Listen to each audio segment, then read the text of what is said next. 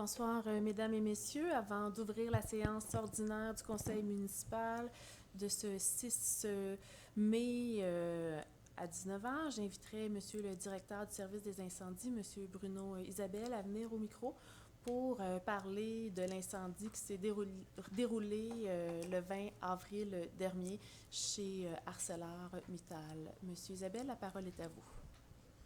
Merci beaucoup, Madame Allaire. Donc, bonsoir tout le monde. C'est un plaisir d'être présent avec vous aujourd'hui pour faire un retour sur l'événement qui est survenu à Contrecœur le 20 avril dernier. Je vais me référer à mes notes pour être certain de garder une chronologie là, des événements et m'assurer également de ne pas manquer d'informations importantes et pertinentes à vous livrer. Donc, c'est plutôt rare qu'un incendie demande une logistique aussi importante et un déploiement de l'équipe de la sécurité civile de la ville. C'est pourtant ce qui est arrivé à 4h25 le 20 avril dernier. Afin de permettre à tous de bien comprendre le déroulement des opérations, voici un résumé des principales actions qui ont été réalisées. Le tout débute par l'alerte qui est donnée aux pompiers via le centre des appels d'urgence du 911. On se rappelle, c'est à 4h25 le matin du 20 avril.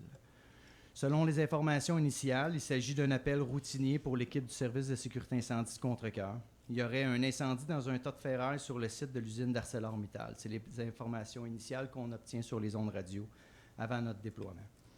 J'étais l'officier de garde sur le territoire cette journée et dès mon arrivée sur les lieux, j'ai constaté que nous ne serions pas en mesure de venir à bout du brasier, seulement avec les équipes du service de sécurité incendie Contrecœur.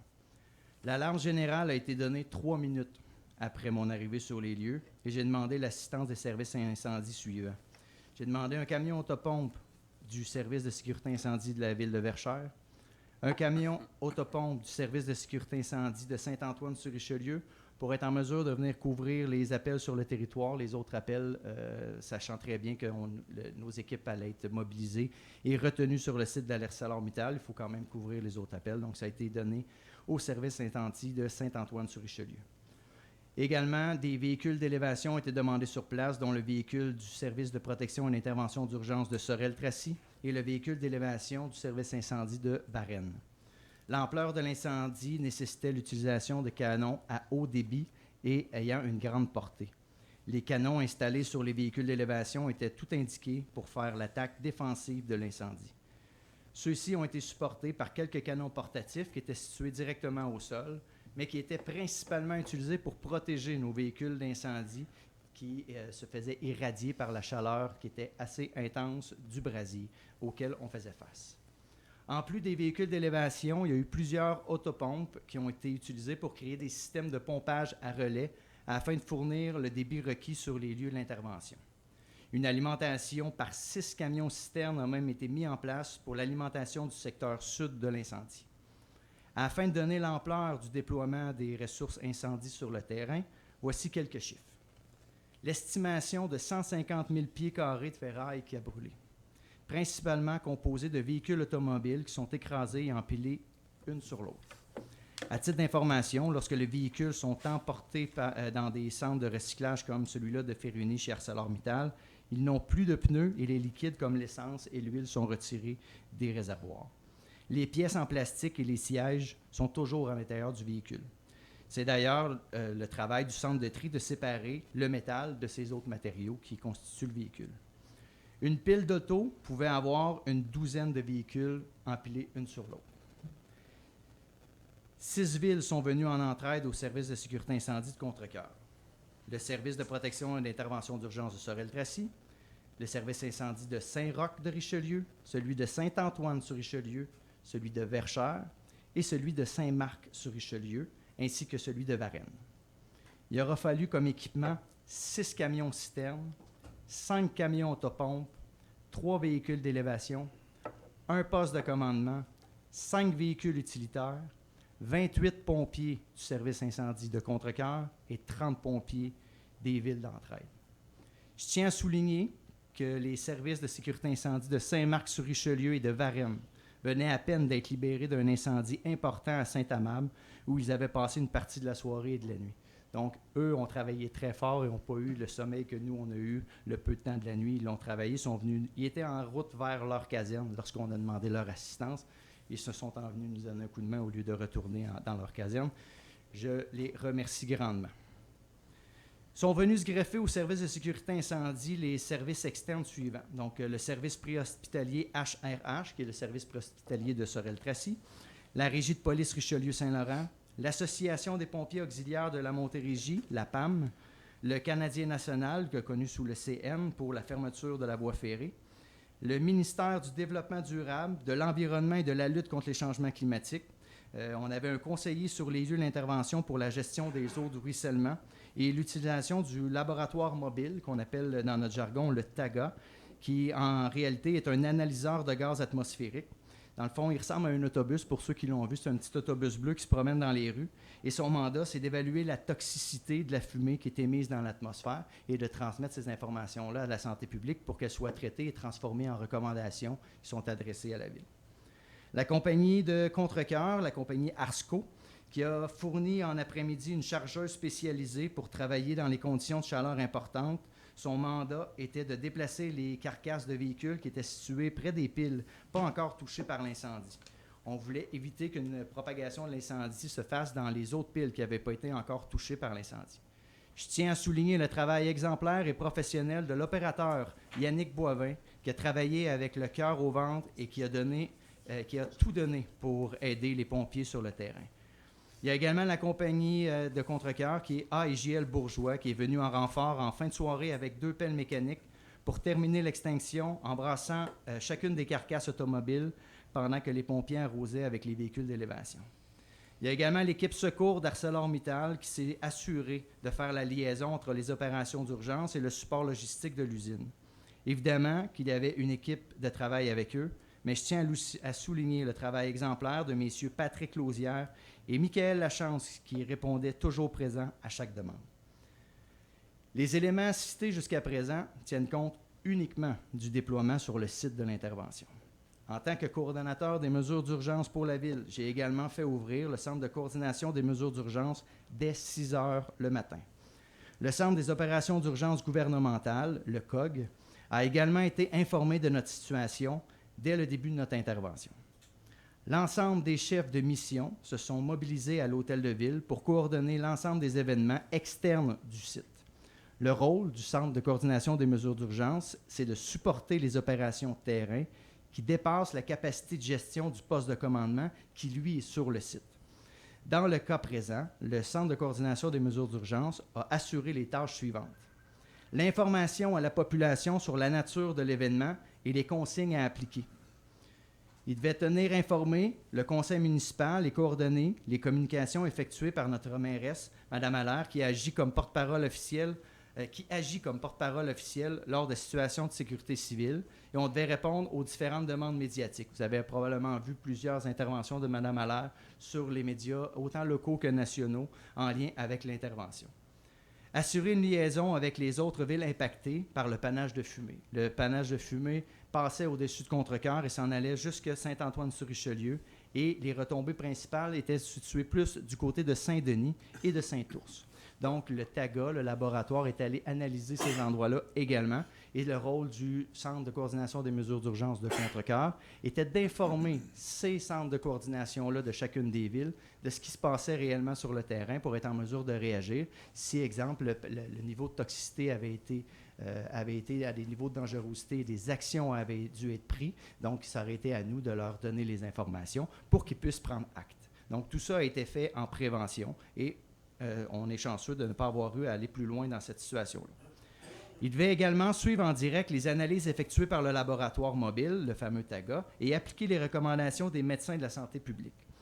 Il devait faire la préparation d'un plan d'action en cas d'ouverture d'un centre d'hébergement pour les citoyens touchés. Donc, si les données toxicologiques qui étaient prises par la santé publique, l'analyse qui en était faite, nous disait qu'on avait des seuils et on devait soit faire du confinement ou de l'évacuation, bien, il fallait être prêt à ça. Et le service d'aide aux sinistrés, qui est sous la direction du service des loisirs, était déjà prêt à ouvrir tout ça si on avait la nécessité de le faire. Veiller à l'optimisation de l'acheminement de l'eau sur le site d'intervention avec les gens de l'usine de filtration. C'est une intervention qui a nécessité beaucoup d'eau, donc il fallait s'assurer que autant l'alimentation en eau du reste de la ville et l'alimentation en eau pour l'incendie était optimale pour tout le monde. Le Centre de coordination des mesures d'urgence a travaillé avec les partenaires externes suivants. Le ministère du Développement durable, de l'Environnement et de la lutte contre les changements climatiques pour le fameux laboratoire mobile. La santé publique, qui veillait à l'analyse des données du laboratoire par un médecin spécialisé qui pouvait nous indiquer les mesures à mettre en place. Dans le cas présent, en aucun temps, les valeurs recueillies par le laboratoire n'indiquaient des concentrations dangereuses pour les citoyens. La Direction régionale de la sécurité civile a également été appelée en renfort. Donc, il s'agit de la Direction régionale de la sécurité civile et de la sécurité incendie de la Montérégie de l'Estrie, qui est sous la tutelle du ministère, pas la tutelle, mais sous la direction du ministère de la Sécurité publique.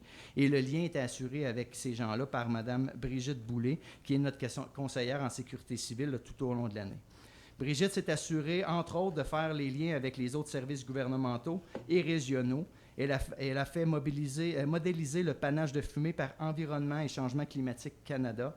On a reçu l'information d'un agent aux urgences environnementales du Centre national des urgences environnementales vers la fin de l'avant-midi pour nous dire où le panache allait se situer en fonction des vents au fur et à mesure que les heures allaient passer. C'était la première fois depuis plusieurs années que la Ville de Contrecœur déployait le Centre de coordination des mesures d'urgence avec autant de collaborateurs. Nous travaillons très fort à améliorer notre état de préparation pour ce type de déploiement et de manière générale, nous en tirons de bonnes conclusions. La sécurité civile, c'est une histoire de collaboration entre plusieurs intervenants, que ce soit la Ville, les organismes gouvernementaux ou les citoyens. Si tout le monde travaille en collaboration, nous augmentons les chances de succès. Malgré que nous étions dans la fin de semaine du congé pascal, tout le monde a répondu présent et a mis l'épaule à la roue pour régler la situation le plus rapidement possible. Les vents nous ont été favorables et le panache de fumée n'était pas dirigé vers le secteur de la ville avec une forte densité de population. Si nous avions eu à gérer du confinement ou de l'évacuation, la tâche aurait été moins difficile étant donné la faible densité dans le secteur où le panache se dirigeait. Il aura fallu 25 heures en tout et partout pour venir à bout de cette intervention et remettre en service tous les équipements. Je tiens à remercier sincèrement tous les intervenants qui ont travaillé avec nous. Tout le monde s'est mis en mode solution et solidarité. Malgré les longues heures de travail et les conditions parfois difficiles, je n'ai jamais senti qu'un partenaire allait nous lâcher. Cette entraide et cette volonté de faire la différence qu'a démontré les équipes d'intervention me rend fier du travail que l'on fait et de l'équipe que nous sommes tous ensemble. Pendant que les équipes étaient mobilisées sur l'intervention d'ArcelorMittal, nous avons répondu à 3 autres interventions d'urgence en simultané. Un alarme incendie, un accident routier et un premier répondant. De là l'importance de penser au recouvrement de caserne pour les autres appels qui pourraient subvenir pendant un appel. Dans les 12 heures qui ont suivi la fin de l'intervention, on a répondu à 3 autres interventions d'urgence, dont 2 feux extérieurs sans risque de propagation et un premier répondant. À chaque fois, l'équipe du service incendie Contrecœur répondait présent en grand nombre, malgré la fatigue accumulée et l'exténuation de chacun des pompiers qui sont intervenus. À chaque fois, les gens se présentaient sans se plaindre et venaient donner le meilleur d'eux-mêmes pour le service aux citoyens. Je leur en suis très reconnaissant. Pour la suite, l'enquête est toujours en cours afin de déterminer ce qui pourrait être l'origine de l'incendie. Certaines pistes sont sur la table, mais nous devons continuer l'analyse avant de se prononcer officiellement. Une rencontre est prévue avec les responsables d'ArcelorMittal dans les prochaines semaines afin d'effectuer un retour sur l'événement. Nous serons en mesure d'évaluer la situation ainsi que les mesures préventives pouvant être mises en place pour éviter qu'une situation similaire se produise à nouveau ou à tout de moins en diminuer grandement les impacts. J'en profite pour rappeler aux citoyens qu'ils ont un rôle à jouer en termes de sécurité civile. Il est certain que la Ville fera tout en son possible pour vous assister en situation d'urgence, mais tout ça prendra un certain temps à organiser. Soyez prêts minimalement et suivez les consignes qui sont émises par le service des communications sur les plateformes officielles de la Ville. L'information peut changer rapidement et vous serez informés en temps réel avec les bonnes informations. C'est ce qui est arrivé pendant l'événement du 20 avril. Le service des communications a transmis les informations sur la toxicité du panache très rapidement. Donc, c'est vraiment ces informations-là qui sont vérifiées et qui sont contre-vérifiées par les équipes d'experts qui sont sur le terrain et qui sont au centre de coordination des mesures d'urgence. C'est important de suivre ces informations-là. Et s'il y a des messages de confinement ou des messages d'évacuation qui doivent être faits avec des consignes très claires qui vont être émises, c'est sur ces plateformes-là, entre autres, que ça va être émise. Donc, ne serait-ce que de suivre ces plateformes-là régulièrement en situation d'urgence, ça va déjà donner un coup de main énorme au centre de coordination des mesures d'urgence. Encore une fois, je tiens à remercier tous les partenaires qui ont permis le bon roulement de l'intervention. Je vous souhaite une excellente soirée. Merci beaucoup, Monsieur le directeur des incendies.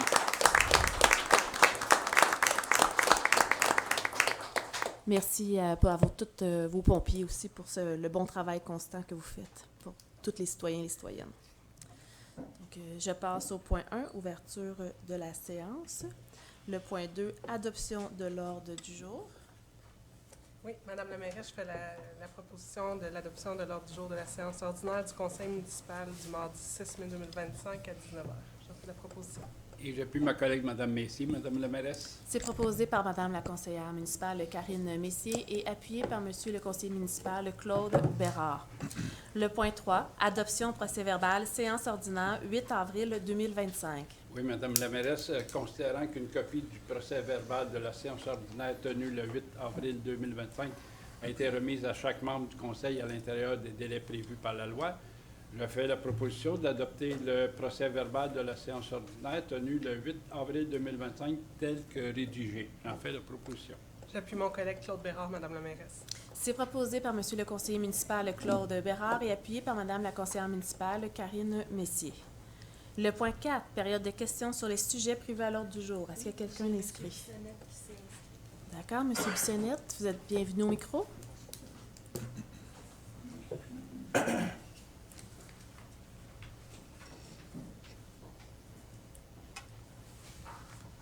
Bonsoir, Madame la mairesse, Madame et Monsieur les conseillers. Bonsoir. Bonsoir, Monsieur Robert Bissonnette, pour informer les gens qui nous écoutent. Vous avez ce soir vous proposer un emprunt qui va comprendre trois emprunts. Une sur un montant de 570 000 concernant une acquisition de terrain.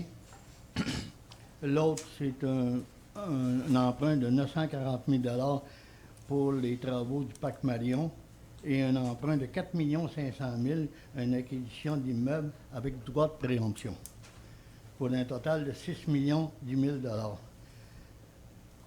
Si on a eu besoin en 2025 pour couvrir le service à la dette de 5 245 000 $, soit 24,7 % du budget, quel montant devons-nous prévoir pour le budget 2026?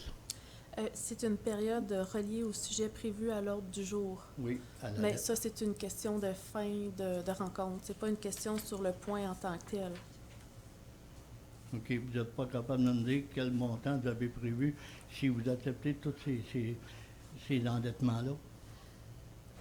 Bien, la question, c'est une question de fin de rencontre, parce que dans le fond, vous ne me posez pas une question directement sur un point, pour OK. une information sur un point.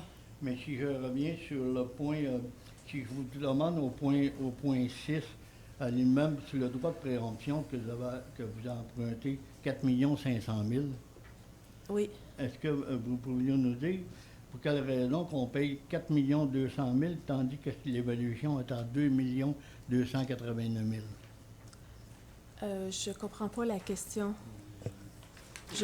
Parce que dans le fond, c'est point 6. des droits de préemption, là. C'est un montant qu'on s'accorde en cas qu'on achète avec notre liste de maisons sur droit de préemption. Le point 6.3, subsonnette, c'est ça? On parle. Oui. En fait, c'est ce qu'on appelle dans le jargon un règlement parapluie. Donc, autrement dit, ça nous permet d'emprunter lorsqu'un immeuble assujetti au droit de préemption est mis en vente, puis que la ville, le conseil décide de se prévaloir du droit de préemption pour l'acquérir. On peut utiliser ce règlement d'emprunt-là pour l'acheter. Ça peut être un bâtiment, par exemple, de 500 000 mais on peut l'utiliser dans ce règlement-là. Donc, ce soir, les élus n'empruntent pas 4 500 000 au total. C'est comme une espèce de marge de crédit disponible. Parce que le droit de préemption, il faut comprendre qu'on a 60 jours pour répondre à la personne qu'on va se prévaloir du droit de préemption, puis 60 jours après ça pour payer. Ce qui fait en sorte qu'on ne pourrait pas, dans les délais normaux, d'aller vers un règlement d'emprunt normal, rentrer dans ces délais-là. Est-ce que Mais lui, il parlait d'un 2 millions, là. C'est ce parti-là que... Non, mais vous parlez de préemption. Est-ce qu'on peut dire que la préemption est rendue avec ce montant-là à 12 millions? Avec les achats qui ont eu lieu en préemption? Parce qu'on avait 7 millions, puis là, vous rajoutez 5 millions? Non, c'était pas ce montant-là. C'était pas, c'est 4,5 millions qui étaient... Oui, c'était pas ça. 4,7 4,7 millions. Mais en fait, ce règlement d'emprunt-là, parapluie, a été utilisé pour d'autres achats. Donc maintenant, il n'y a pas d'argent disponible. C'est pour ça qu'on a un autre règlement OK. parapluie. Ça veut dire que l'évaluation de 4 200 000 ne fait pas partie de la préemption ce soir. De quelle évaluation? Bien, on parle à l'article 6.3. Il n'y a pas un item qui dit que c'est le terrain des armes au 48-85 Ah, des ça, armes. le RONA, c'est avec l'autre règlement de parapluie qu'on a fait de droit de préemption. Fait que c'est pour ça que là, on en fait un nouveau, parce que le RONA a pris La part de l'autre. le montant qu'on avait mis une grosse partie du 4,5. OK. Puis pour la réponse du montant total, je vais donner une question plus tard. Vous reviendrez avec votre question plus tard. Merci. Merci. J'ai une autre question, je pense, madame. Sur une question reliée au point? Vous m'avez dit 6.1. La 6.3, question, 5.2, mais ça, c'est les règlements d'emprunt. Puis vous avez 7.1 aussi. que ouais, vous à avez fait 7.1, déposer. les finances. Vous avez un département de finances qui s'occupe aussi, vous avez aussi deux personnes qui s'occupent des finances, dont vous, madame la mairesse et madame Bissonnette. Bien, c'est le directeur des finances qui s'occupe de la direction des finances. Madame la conseillère et moi sommes sur le comité de finances pour avoir les informations ensuite elles sont transmises à l'ensemble du conseil, là. Au comité de finances, est-ce qu'on peut demander si ça sera possible de rajouter, quand vous faites l'énoncé des finances, comme vous allez le faire ce soir, d'inclure les achats par carte de crédit? On va vérifier ça. Donc, on va vous revenir avec ça le mois prochain. S'il vous plaît, merci beaucoup. Merci. Donc, je continue. Le point 5, avis de motion. 5.1, avis de motion, présentation, dépôt, règlement numéro A103 relatif à la signalisation. Oui, Madame la mairesse,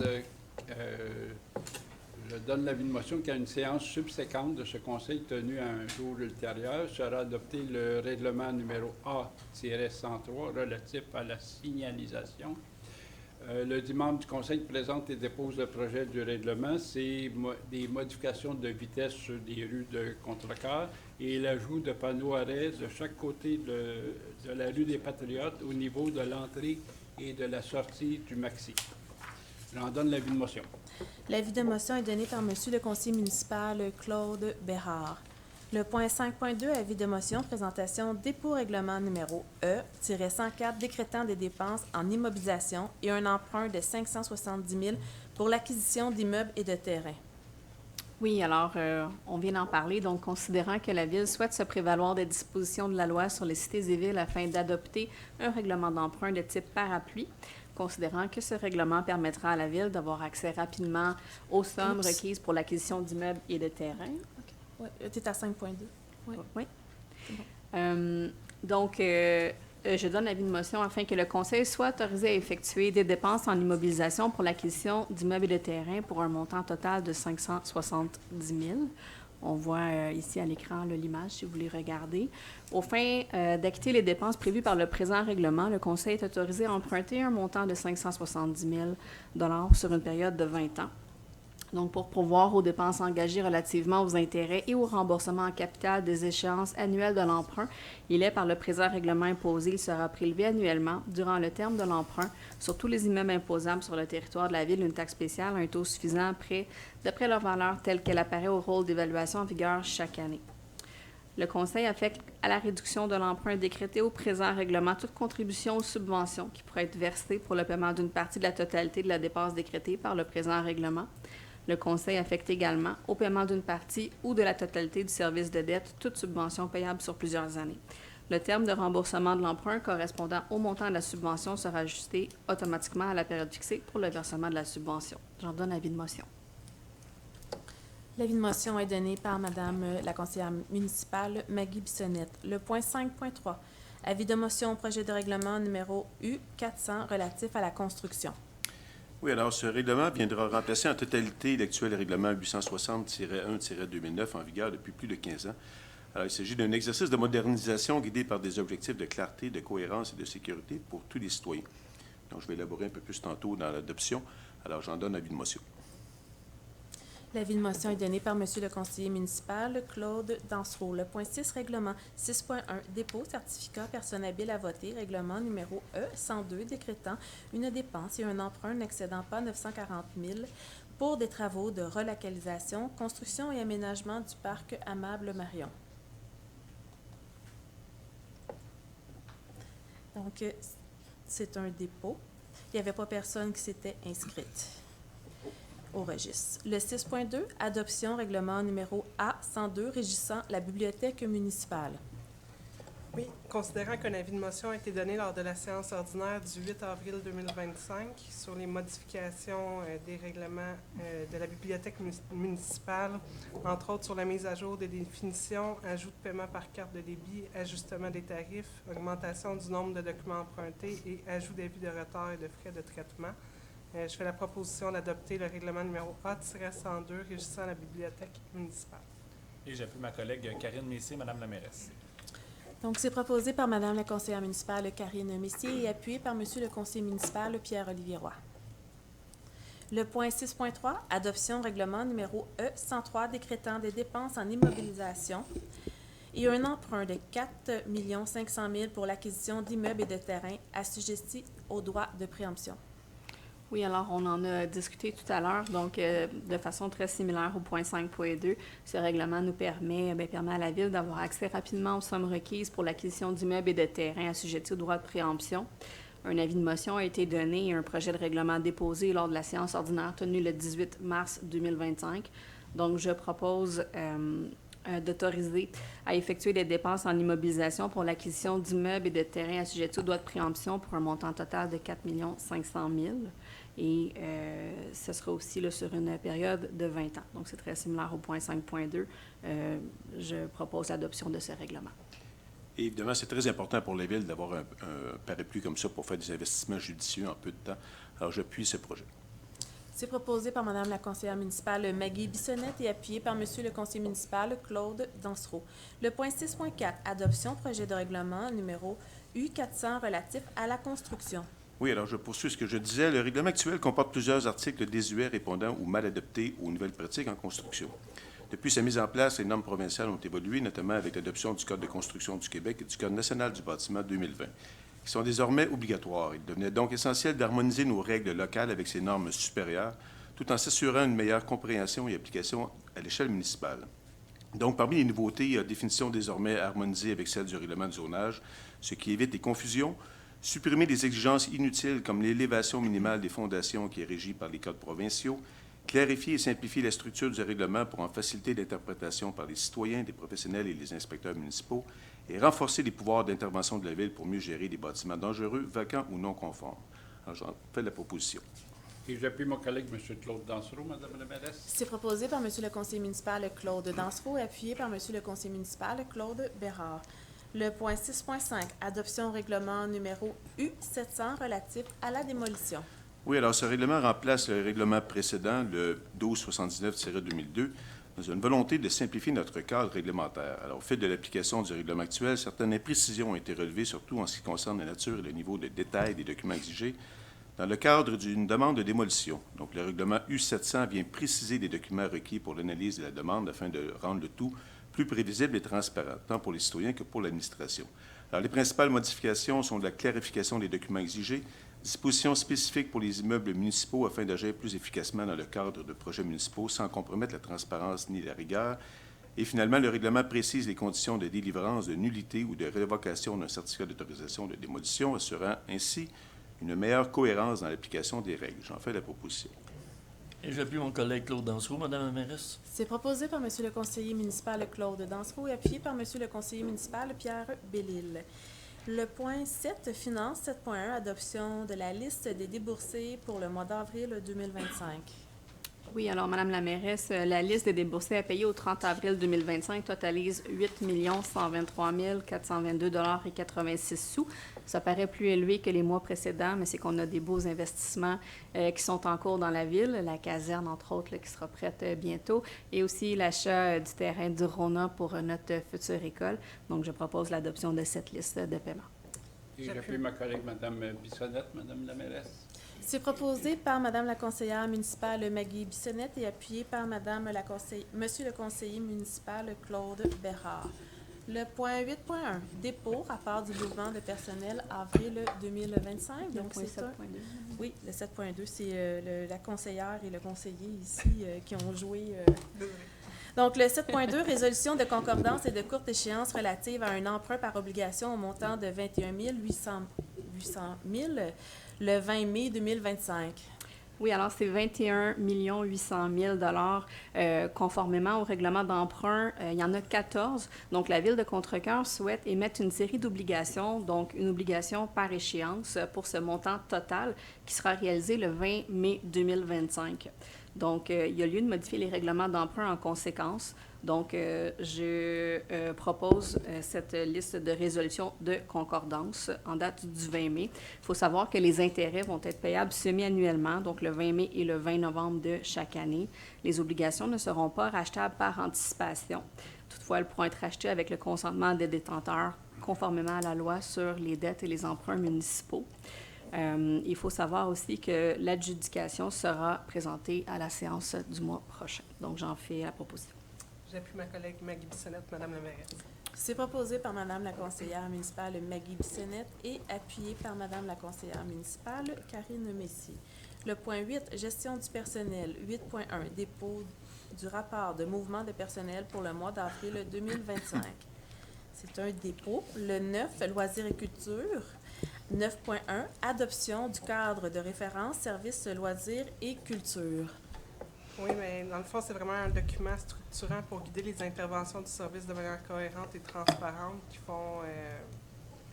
qui abordent entre autres leur approche, leur but, leur aspiration, le secteur d'activité, le déploiement des politiques et des plans d'action. Ça fait un survol aussi sur le comité consultatif en loisirs, culture et développement social. Donc, pour l'importance de tout ça, je fais la proposition d'adopter le cadre de référence de loisirs et culture, Madame la mairesse.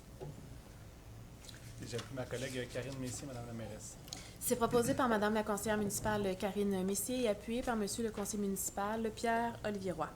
Le point 9.2, autorisation, fermeture de rue, aide technique pour le Club optimiste de Contrecœur pour la course de boîtes à savon. Oui, considérant que le Club optimiste est l'organisateur responsable de cette activité et qu'il est reconnu partenaire par la Ville dans le cadre de sa politique de reconnaissance des organismes, je fais la proposition de fournir le matériel et le soutien nécessaire à la tenue de l'événement, d'autoriser la fermeture de la rue La Jeunesse entre les rues L'Heureux et Sainte-Thérèse, y compris les intersections qui croisent la rue La Jeunesse le samedi 7 juin 2025 de 7h à 17h. J'en fais la proposition. J'appuie également ma collègue Karine Messier, Madame la mairesse. C'est proposé par Madame la conseillère municipale Karine Messier et appuyé par Monsieur le conseiller municipal Pierre-Olivier Roy. Le point 9.3, autorisation, collaboration, les virées du fleuve 2025. Et considérant que les virées du fleuve sont devenues une tradition estivale bien ancrée depuis 2013, permettant de renforcer les liens entre Contrecœur et Lavaltrie, je fais la proposition d'autoriser la participation de la Ville de Contrecœur à l'édition 2025 des virées du fleuve afin de maintenir cette tradition appréciée, de consolider les liens avec la Ville de Lavaltrie et de contribuer à l'animation du territoire lors de la fin de semaine des Diableries, soit les 7, 8 et 9 août 2025. Et j'appuie également ma collègue Madame la mairesse. C'est proposé par Madame la conseillère municipale Karine Messier et appuyé par Monsieur le conseiller municipal Pierre-Olivier Roy. Le point 10, urbanisme et environnement. 10.1, dépôt, rapport sommaire, permis de construction pour le mois d'avril 2025.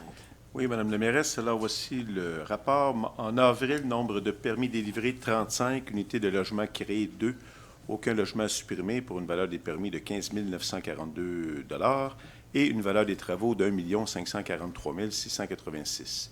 Cumulatif pour l'année, donc de janvier à avril, 105 permis délivrés, 13 unités de logement créées, aucun supprimé pour une valeur des travaux de 7 135 416 Donc, j'en fais le dépôt. Merci, Monsieur Dansereau. Le 10.2, approbation, planification, besoin d'espace, centre de services scolaires des Patriotes.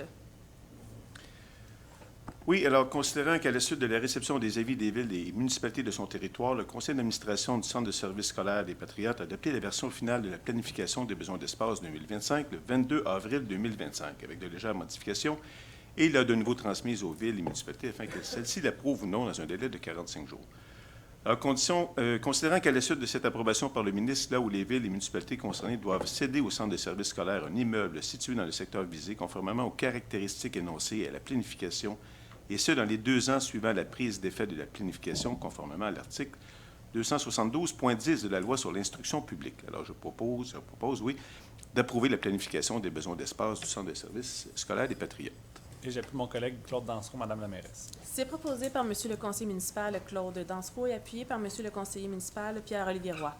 Le 10.3, refus demande de dérogation mineure 2025-035 pour le 1605 rue Belle-Rose. Oui, bougez pas.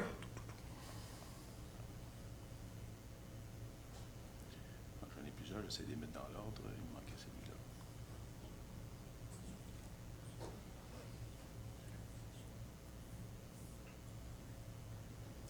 OK, on les va voir. Donc, c'est suite à la recommandation du comité consultatif d'urbanisme. Oh, oui, je vais retrouver le...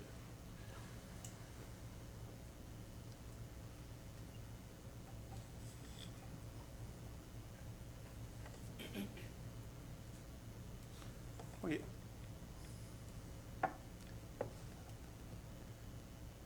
Alors, considérant la demande de dérogation mineure reçue visant l'immeuble situé au 1605 rue Belle-Rose, identifié au lot 5 627 278, visant à permettre une marge latérale totale de 3,33 mètres au lieu de 4,5 mètres, comme prescrit à la grille des usages et des normes H1-186 du règlement de zonage. Alors, considérant qu'en vertu de sa résolution 3125 adoptée lors du comité tenu le 15 avril 2025, le comité consultatif d'urbanisme recommande de refuser la demande. Considérant que l'application de la réglementation de zonage en vigueur ne cause pas de préjudice sérieux aux demandeurs, donc je propose de refuser la demande de dérogation mineure visant à permettre une marge latérale de 3,33 mètres au lieu de 4,5 mètres. J'en fais la proposition. J'appuie mon collègue Claude Dansereau, Madame la mairesse. C'est proposé par Monsieur le conseiller municipal Claude Dansereau et appuyé par Madame la conseillère municipale Karine Messier. Le point 10.4, approbation demande PIA 2025-2023, 2025-32, 2025-033, 2025-034 et 2025-039 pour les adresses là, situées au 4478, 4484, 4490, 4496, 4502 rue Fizet. C'est des nouvelles constructions. Oui, alors, considérant les réceptions de plusieurs demandes de permis pour des constructions de bâtiments unifamiliaux de 2 étages adjacents situés entre les numéros civiques 4478 et 4502, considérant qu'après analyse, les demandes respectent les objectifs et les critères du règlement sur les PIA, considérant les résolutions 026 à 030-25 du comité consultatif d'urbanisme datées du 15 avril 2025, alors qui recommandant au conseil d'autoriser les demandes. Donc, je propose d'approuver l'ensemble des demandes. Et j'appuie mon collègue Claude Dansereau, Madame la mairesse. C'est proposé par Monsieur le conseiller municipal Claude Dansereau et appuyé par Monsieur le conseiller municipal Pierre-Olivier Roy. Le point 10.5, approbation demande PIA 2025-007 pour l'adresse du 4290 rue des Patriotes. On parle ici d'affichage commercial. Donc, c'est l'école de conduite technique.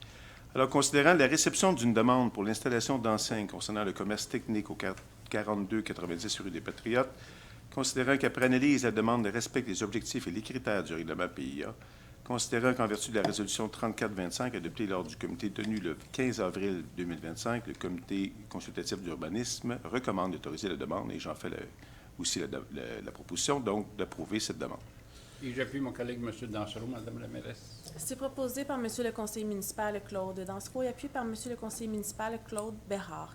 Le point 10.6, approbation demande PIA 2025-036 pour le 4945 sur la rue des Patriotes, et on parle aussi d'affichage.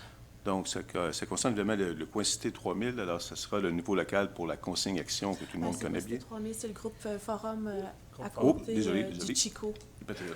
Petite erreur ici. Alors, c'est toujours à contre-cœur tout de même, donc le local consigne action. Donc, considérant la réception d'une demande de certificat d'autorisation d'affichage pour le local consigne action situé au 4945 rue des Patriotes, considérant qu'après analyse, la demande respecte les objectifs et les critères du règlement PIA, considérant qu'en vertu de sa résolution 3325 adoptée lors du comité tenu le 15 avril 2025, le comité consultatif d'urbanisme recommande d'autoriser la demande, et j'en fais de même, donc je propose d'approuver la demande.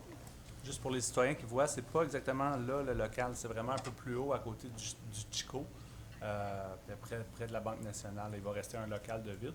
Donc, pour ceux qui ne savaient pas, on a vraiment un local consigne-action qui s'en vient à contre-cœur. Donc, toutes vos consignes avec la nouvelle réglementation vont pouvoir aller là. J'appuie mon collègue Claude Dansereau.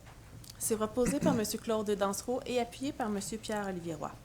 Le point 11, administration générale. 11.1, libération, fonds de garantie en responsabilité civile primaire, regroupement Varennes-Sainte-Julie pour la période du 1er décembre 2015 au 1er décembre 2016. Oui, alors la Ville de Contrecœur est titulaire d'une police d'assurance émise par l'assureur Lloyds sous le numéro DL 009900-04. Celle-ci couvre la période du 1er décembre 2015 au 1er décembre 2016.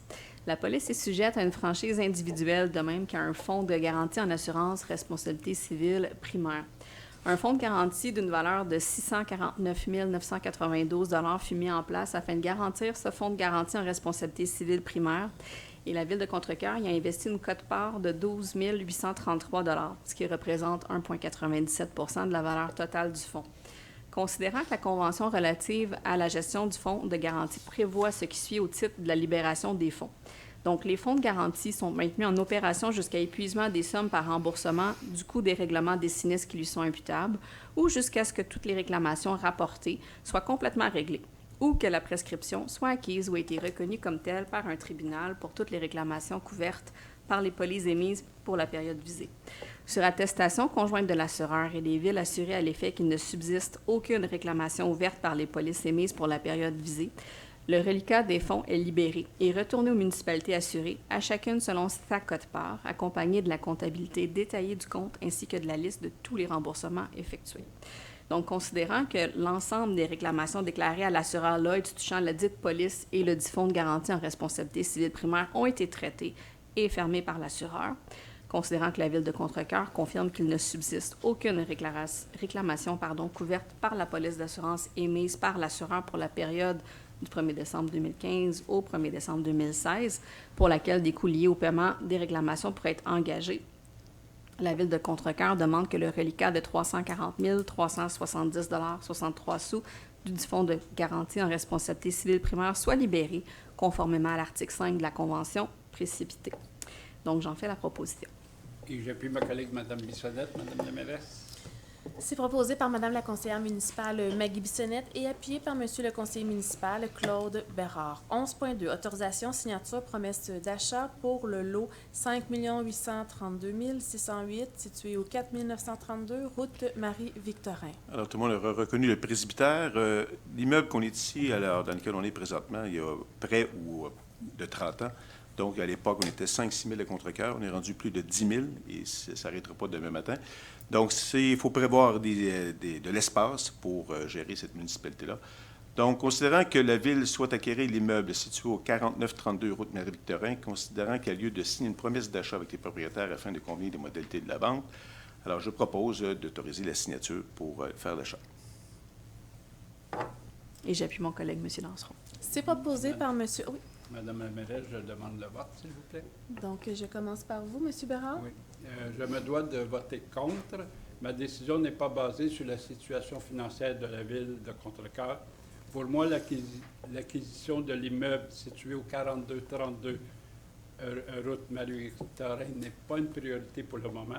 Il y a des dossiers plus importants à injecter 570 000 $. En plus, c'est un immeuble qu'on ajoute à notre carnet de santé qui est passablement chargé. Et en terminant, je ne veux pas faire de cet édifice un deuxième Jeune Foot. Ça fait que je vais voter contre. Monsieur Pierre-Olivier Roy, Je suis pour.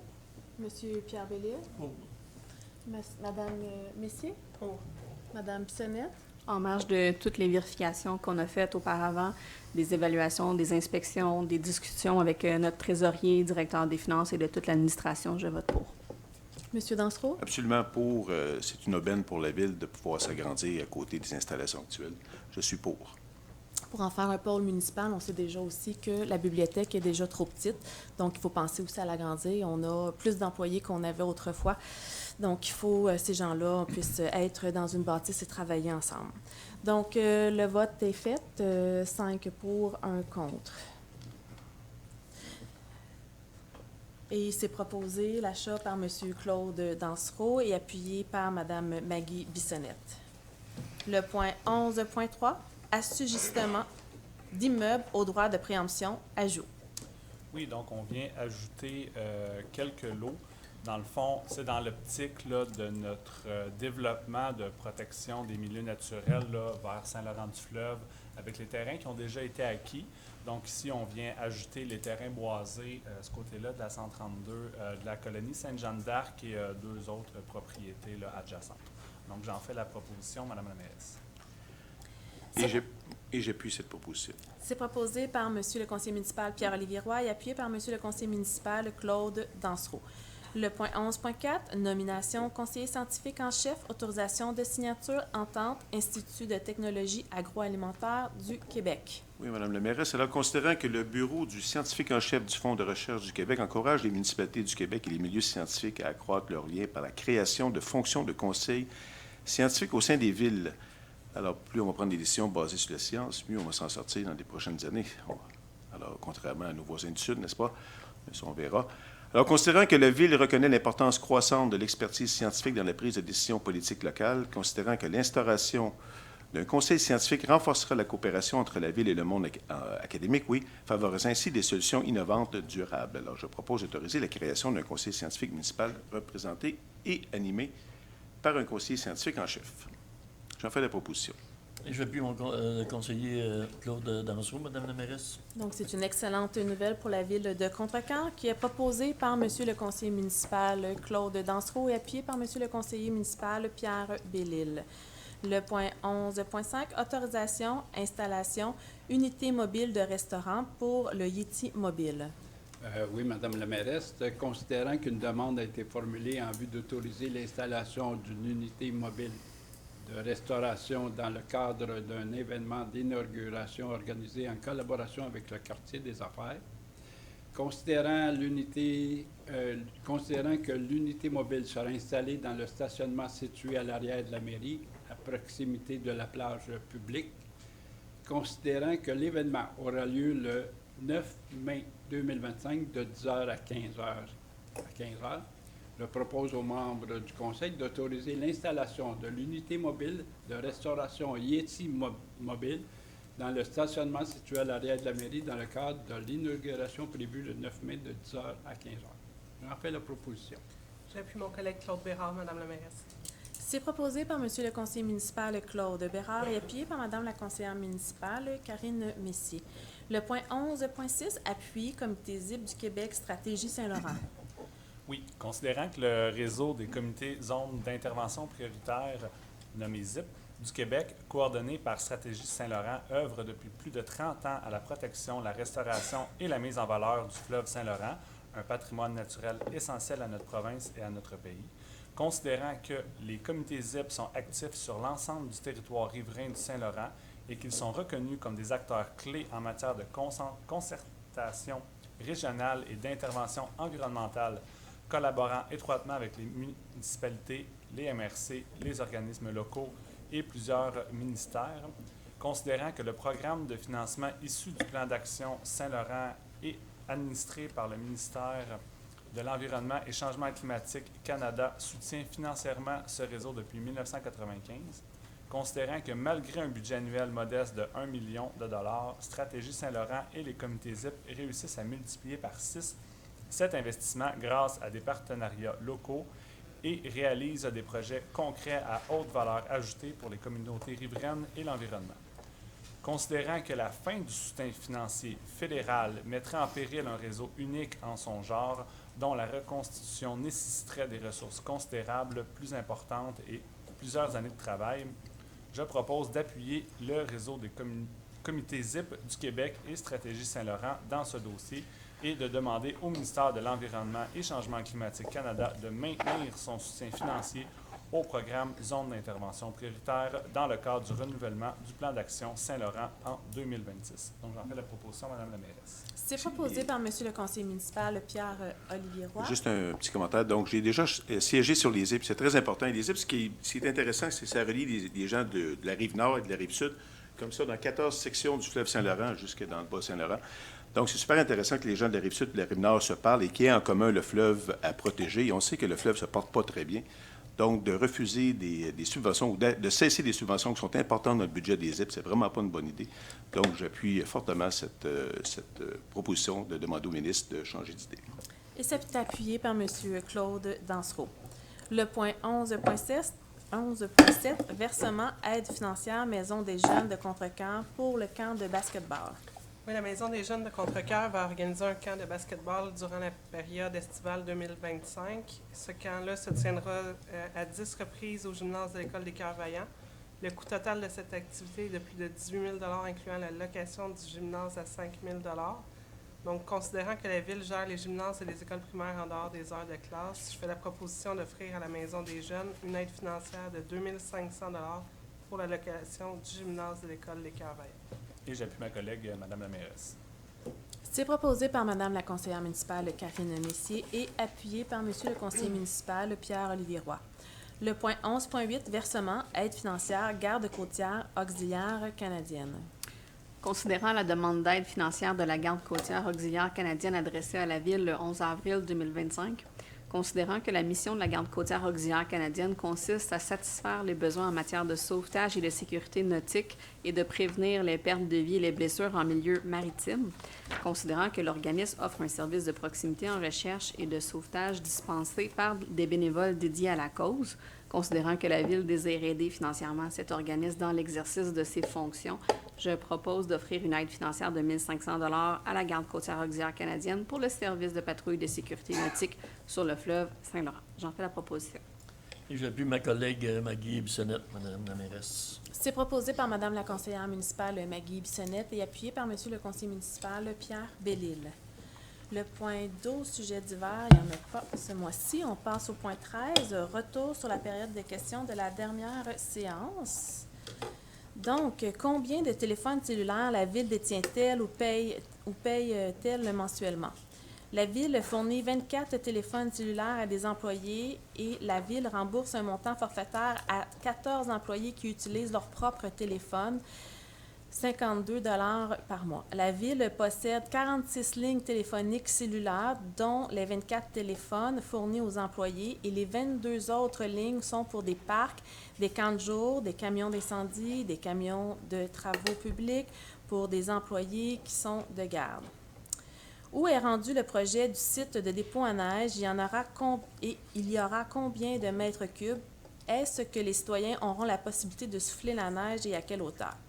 Il est toujours dans les plans d'avoir un site de dépôt à neige sur le terrain prévu à cet effet. Nous avons des suivis régulièrement avec le ministère de l'Environnement à ce sujet. Il faut noter qu'il y a actuellement la grève des ingénieurs qui ralentit le processus. Lorsque le conflit de travail sera réglé, nous pourrons poursuivre les discussions avec le ministère, notamment ce qui a trait à la hauteur qu'il faut respecter. Le futur site pourra contenir 45 000 mètres cubes. Non, il ne sera pas possible pour les citoyens de souffler la neige dans ce dépôt. Celui-ci est pour le déneigement municipal. Lors de l'octroi d'un permis au service de l'urbanisme, quels sont les délais à respecter au début jusqu'à la fin des travaux? Est-ce qu'il y a une date, par exemple, Il y a 3 ans, il y a eu des travaux qui ont débuté au relais 117, qui ont été abandonnés, et cela a laissé un trou. Un permis ou un certificat est valide pour une période de 12 mois consécutifs à compter de sa date d'émission. Conformément à la réglementation en vigueur, le terrain doit être déblayé et nettoyé dans un délai de 30 jours suivant la fin des travaux. À l'heure actuelle, une clôture est en place autour de l'excavation où se trouvait la marquise ainsi que les bornes à essence. L'inspecteur municipal a réalisé des inspections à la suite des travaux afin de vérifier l'état du terrain et de s'assurer que les mesures de protection en place autour du trou sont adéquates. Si vous constatez une irrégularité, n'hésitez pas à effectuer une requête sur Voilà. Un inspecteur prendra en charge le dossier. Pour les points du service de l'urbanisme présentés sur la télévision, est-ce qu'il est possible d'ajouter lors de projection des plans des Google Street View afin de permettre à l'assistance de se référer plus facilement? Il n'y a pas de problème à diffuser un Google Street View dans des divers projets présentés. Ce qui est disponible en ligne est public. Nous projetons un visuel du projet également pour que les citoyens puissent comprendre le projet. En vertu des dispositions de la loi sur l'accès aux documents des organismes publics et sur la protection des renseignements personnels, les plans de construction ne sont pas accessibles et nous ne pouvons pas les présenter sans avoir l'autorisation des propriétaires. Est-ce normal que nous ayons des bornes fontaines hors service à Contrecœur, au bout du rang du brûlé, près du viaduc? Le service des travaux publics nous a avisé qu'il n'y a pas de borne fontaine hors service sur le rang du brûlé. Soyez assurés, le service de sécurité incendie nous informe qu'il n'y a pas d'enjeu de sécurité. Notre schéma de couverture de risque nous impose déjà la présence de 3 camions-citernes dès le déclenchement de l'alarme pour le secteur du rang du brûlé et celui du rang du ruisseau, et ce, de la rue Saint-Antoine jusqu'aux limites de Saint-Roch-sur-Richelieu. En plus, nous nous raccordons aux bornes fontaines à proximité. En lien avec les accidents concernant des chevreuils, pourquoi vous n'exigez pas aux propriétaires de nettoyer sur une largeur de 50 pieds aux abords de la route 132? Les normes d'entretien en vigueur aux abords de la route 132 sont actuellement appliquées par le ministère des Transports et de la Mobilité durable. Cela comprend notamment l'entretien régulier de la végétation afin d'assurer une visibilité minimale et de réduire les risques pour les usagers de la route. Nous sommes bien conscients des enjeux liés à la présence de chevreuils et des risques d'accidents qui en découlent. Nous travaillons actuellement à l'élaboration d'une solution interne qui serait à la fois viable sur le plan logistique et applicable dans le respect des juridictions et des droits des propriétés riverains. L'objectif est de bonifier les mesures existantes pour améliorer la sécurité routière sans imposer de contraintes irréalistes ou déraisonnables. Des dépenses ont été effectuées auprès de 3 fournisseurs au mois de mars au coût de 62 000. Êtes-vous en changement de fournisseur informatique? La réponse est non. Nous ne sommes pas en changement de fournisseur. Il s'agit de factures reliées à PG Solutions pour environ 43 000. Cette entreprise nous fournit nos logiciels qui recouvrent toutes les facettes de la gestion d'une ville, dont les finances. Il y a également des factures de microage pour environ 8 700. Il s'agit d'un fournisseur informatique qui a un support à notre technicienne en informatique et de Resilio Technologies pour environ 9 800, qui est une solution numérique pour optimiser la résilience face aux catastrophes, aux incendies, aux pannes d'eau et autres. Et nous avons plusieurs autres fournisseurs informatiques. À la suite d'une question posée le 30 janvier, il est toujours sans réponse. Est-ce que vous pourriez expliquer pour quelles raisons plusieurs comités ne sont plus représentés officiellement par nos élus? Voici des exemples: comité économique, budget participatif, tourisme, environnement, voirie municipale, office d'habitation, coop santé. Selon notre information, ces comités seraient orphelins. Certains comités n'existent plus. Les comités présents sur le site Internet de la Ville seront mis à jour prochainement. En effet, chaque année, une mise à jour doit être effectuée pour nos assurances. Lors de cette mise à jour, les comités seront analysés afin de retirer ceux qui ne sont plus en fonction et sur lesquels aucun élu ne siège, dépendamment de leur constitution. Soit par règlement ou résolution, les mesures nécessaires seront prises pour les abroger. Cette démarche est nécessaire pour bien mettre à jour les caractéristiques de notre assurance responsabilité municipale. Donc, nous passons au point 14, période de questions. Si vous avez une question, bien vouloir vous présenter au micro, vous nommer et on a 5 minutes pour le faire. Bonsoir, Caroline Veilleux. Bonsoir, Madame Veilleux. Juste pour faire un petit préambule là, que j'ai fait parvenir, j'ai fait une demande au comité Les des- préambules ne sont pas acceptés. C'est une Je vais question avoir qu'il une faut question à faire. la suite, mais je peux la poser tout de suite. Faites votre question. Peut-être que les gens ne comprendront pas. Là. Je voulais savoir si c'était possible de faire adopter un règlement pour nettoyer, pour obliger les industries qui ont pignon sur rue de Contrecœur à nettoyer les accotements. Donc, on va vous revenir le mois prochain avec une réponse à votre question. Mais comme- dans le fond, je voulais comme peut-être un petit peu Oui. faire... Mais si je peux continuer, tu sais, oui, vas-y. parce qu'il y a quelqu'un qui nous a écrit que vous étiez pour Oui, venir mais poser cette c'était- question-là. C'est sûr, la question est envoyée à mon nom, mais je n'avais pas lu la lettre. OK. Puis moi, ça se limitait pas seulement à la Sablière qui est en face de chez moi. OK. C'était vraiment comme dans l'ensemble de notre ville de Contrecœur, ArcelorMittal, Bourgeois, tout, que c'est très, très, très, très, très sale. Puis je me demandais pourquoi que c'est les citoyens qui doivent faire des démarches pour faire des demandes pour que les accotements soient nettoyés. Moi, j'ai fait des démarches depuis l'année passée. Puis, dans le fond, j'ai appelé aussi, comme vous disiez tantôt, là, que ça appartenait au transport, ministère du Transport. Et le ministère du Transport s'est déplacé la même semaine. Ils sont venus chez moi, puis ils ont été à même de voir que c'était pas des débris là, habituels, que c'était dû à une industrie qui est à proximité de chez moi, puis c'était à eux de venir faire le nettoyage. Mais je ne vois pas pourquoi, moi, je suis obligée de faire des démarches pour appeler les propriétaires pour demander qu'ils nettoient leur devanture de maison, de rue. Parce que moi, chez moi, là, si je mets de la gravelle ou je fais des travaux, là, je pense bien que la ville va venir si je le ramasse pas. Donc, votre question, c'est... La question, c'est est-ce que la ville peut faire une réglementation à obliger les gens qui salissent, qui font des transports de fournitures, de les obliger à avoir un nettoyage, pas hebdomadaire, mais... Mais on va prendre en considération votre question, Ben, mais je sais tu sais, que ça on avait été sait que c'est présenté. sur la 132. La 132, c'est Ben, une route provinciale. Nous aussi, on doit faire des requêtes au ministère du Transport et de la Mobilité durable. Quand on a une requête aussi, on avise aussi les entreprises du secteur. Au niveau de la loi, on va refaire une vérification avec notre greffière et on vous revient le mois prochain. En complément, j'aimerais entendre notre directeur général, parce qu'on a, nous, comme élus, on envoie des faits à notre direction, et notre direction travaille avec les directeurs des travaux publics. Est-ce que vous avez des informations sur ce qui s'est fait cette année ou dans les années passées sur ce secteur-là? On travaille avec le MTQ. À chaque année, on a des contacts réguliers avec eux. On les appelle aux besoins aussi. On invite les citoyens à les contacter directement aussi. Des Le fois, MTQ, ils ne viendront pas, là.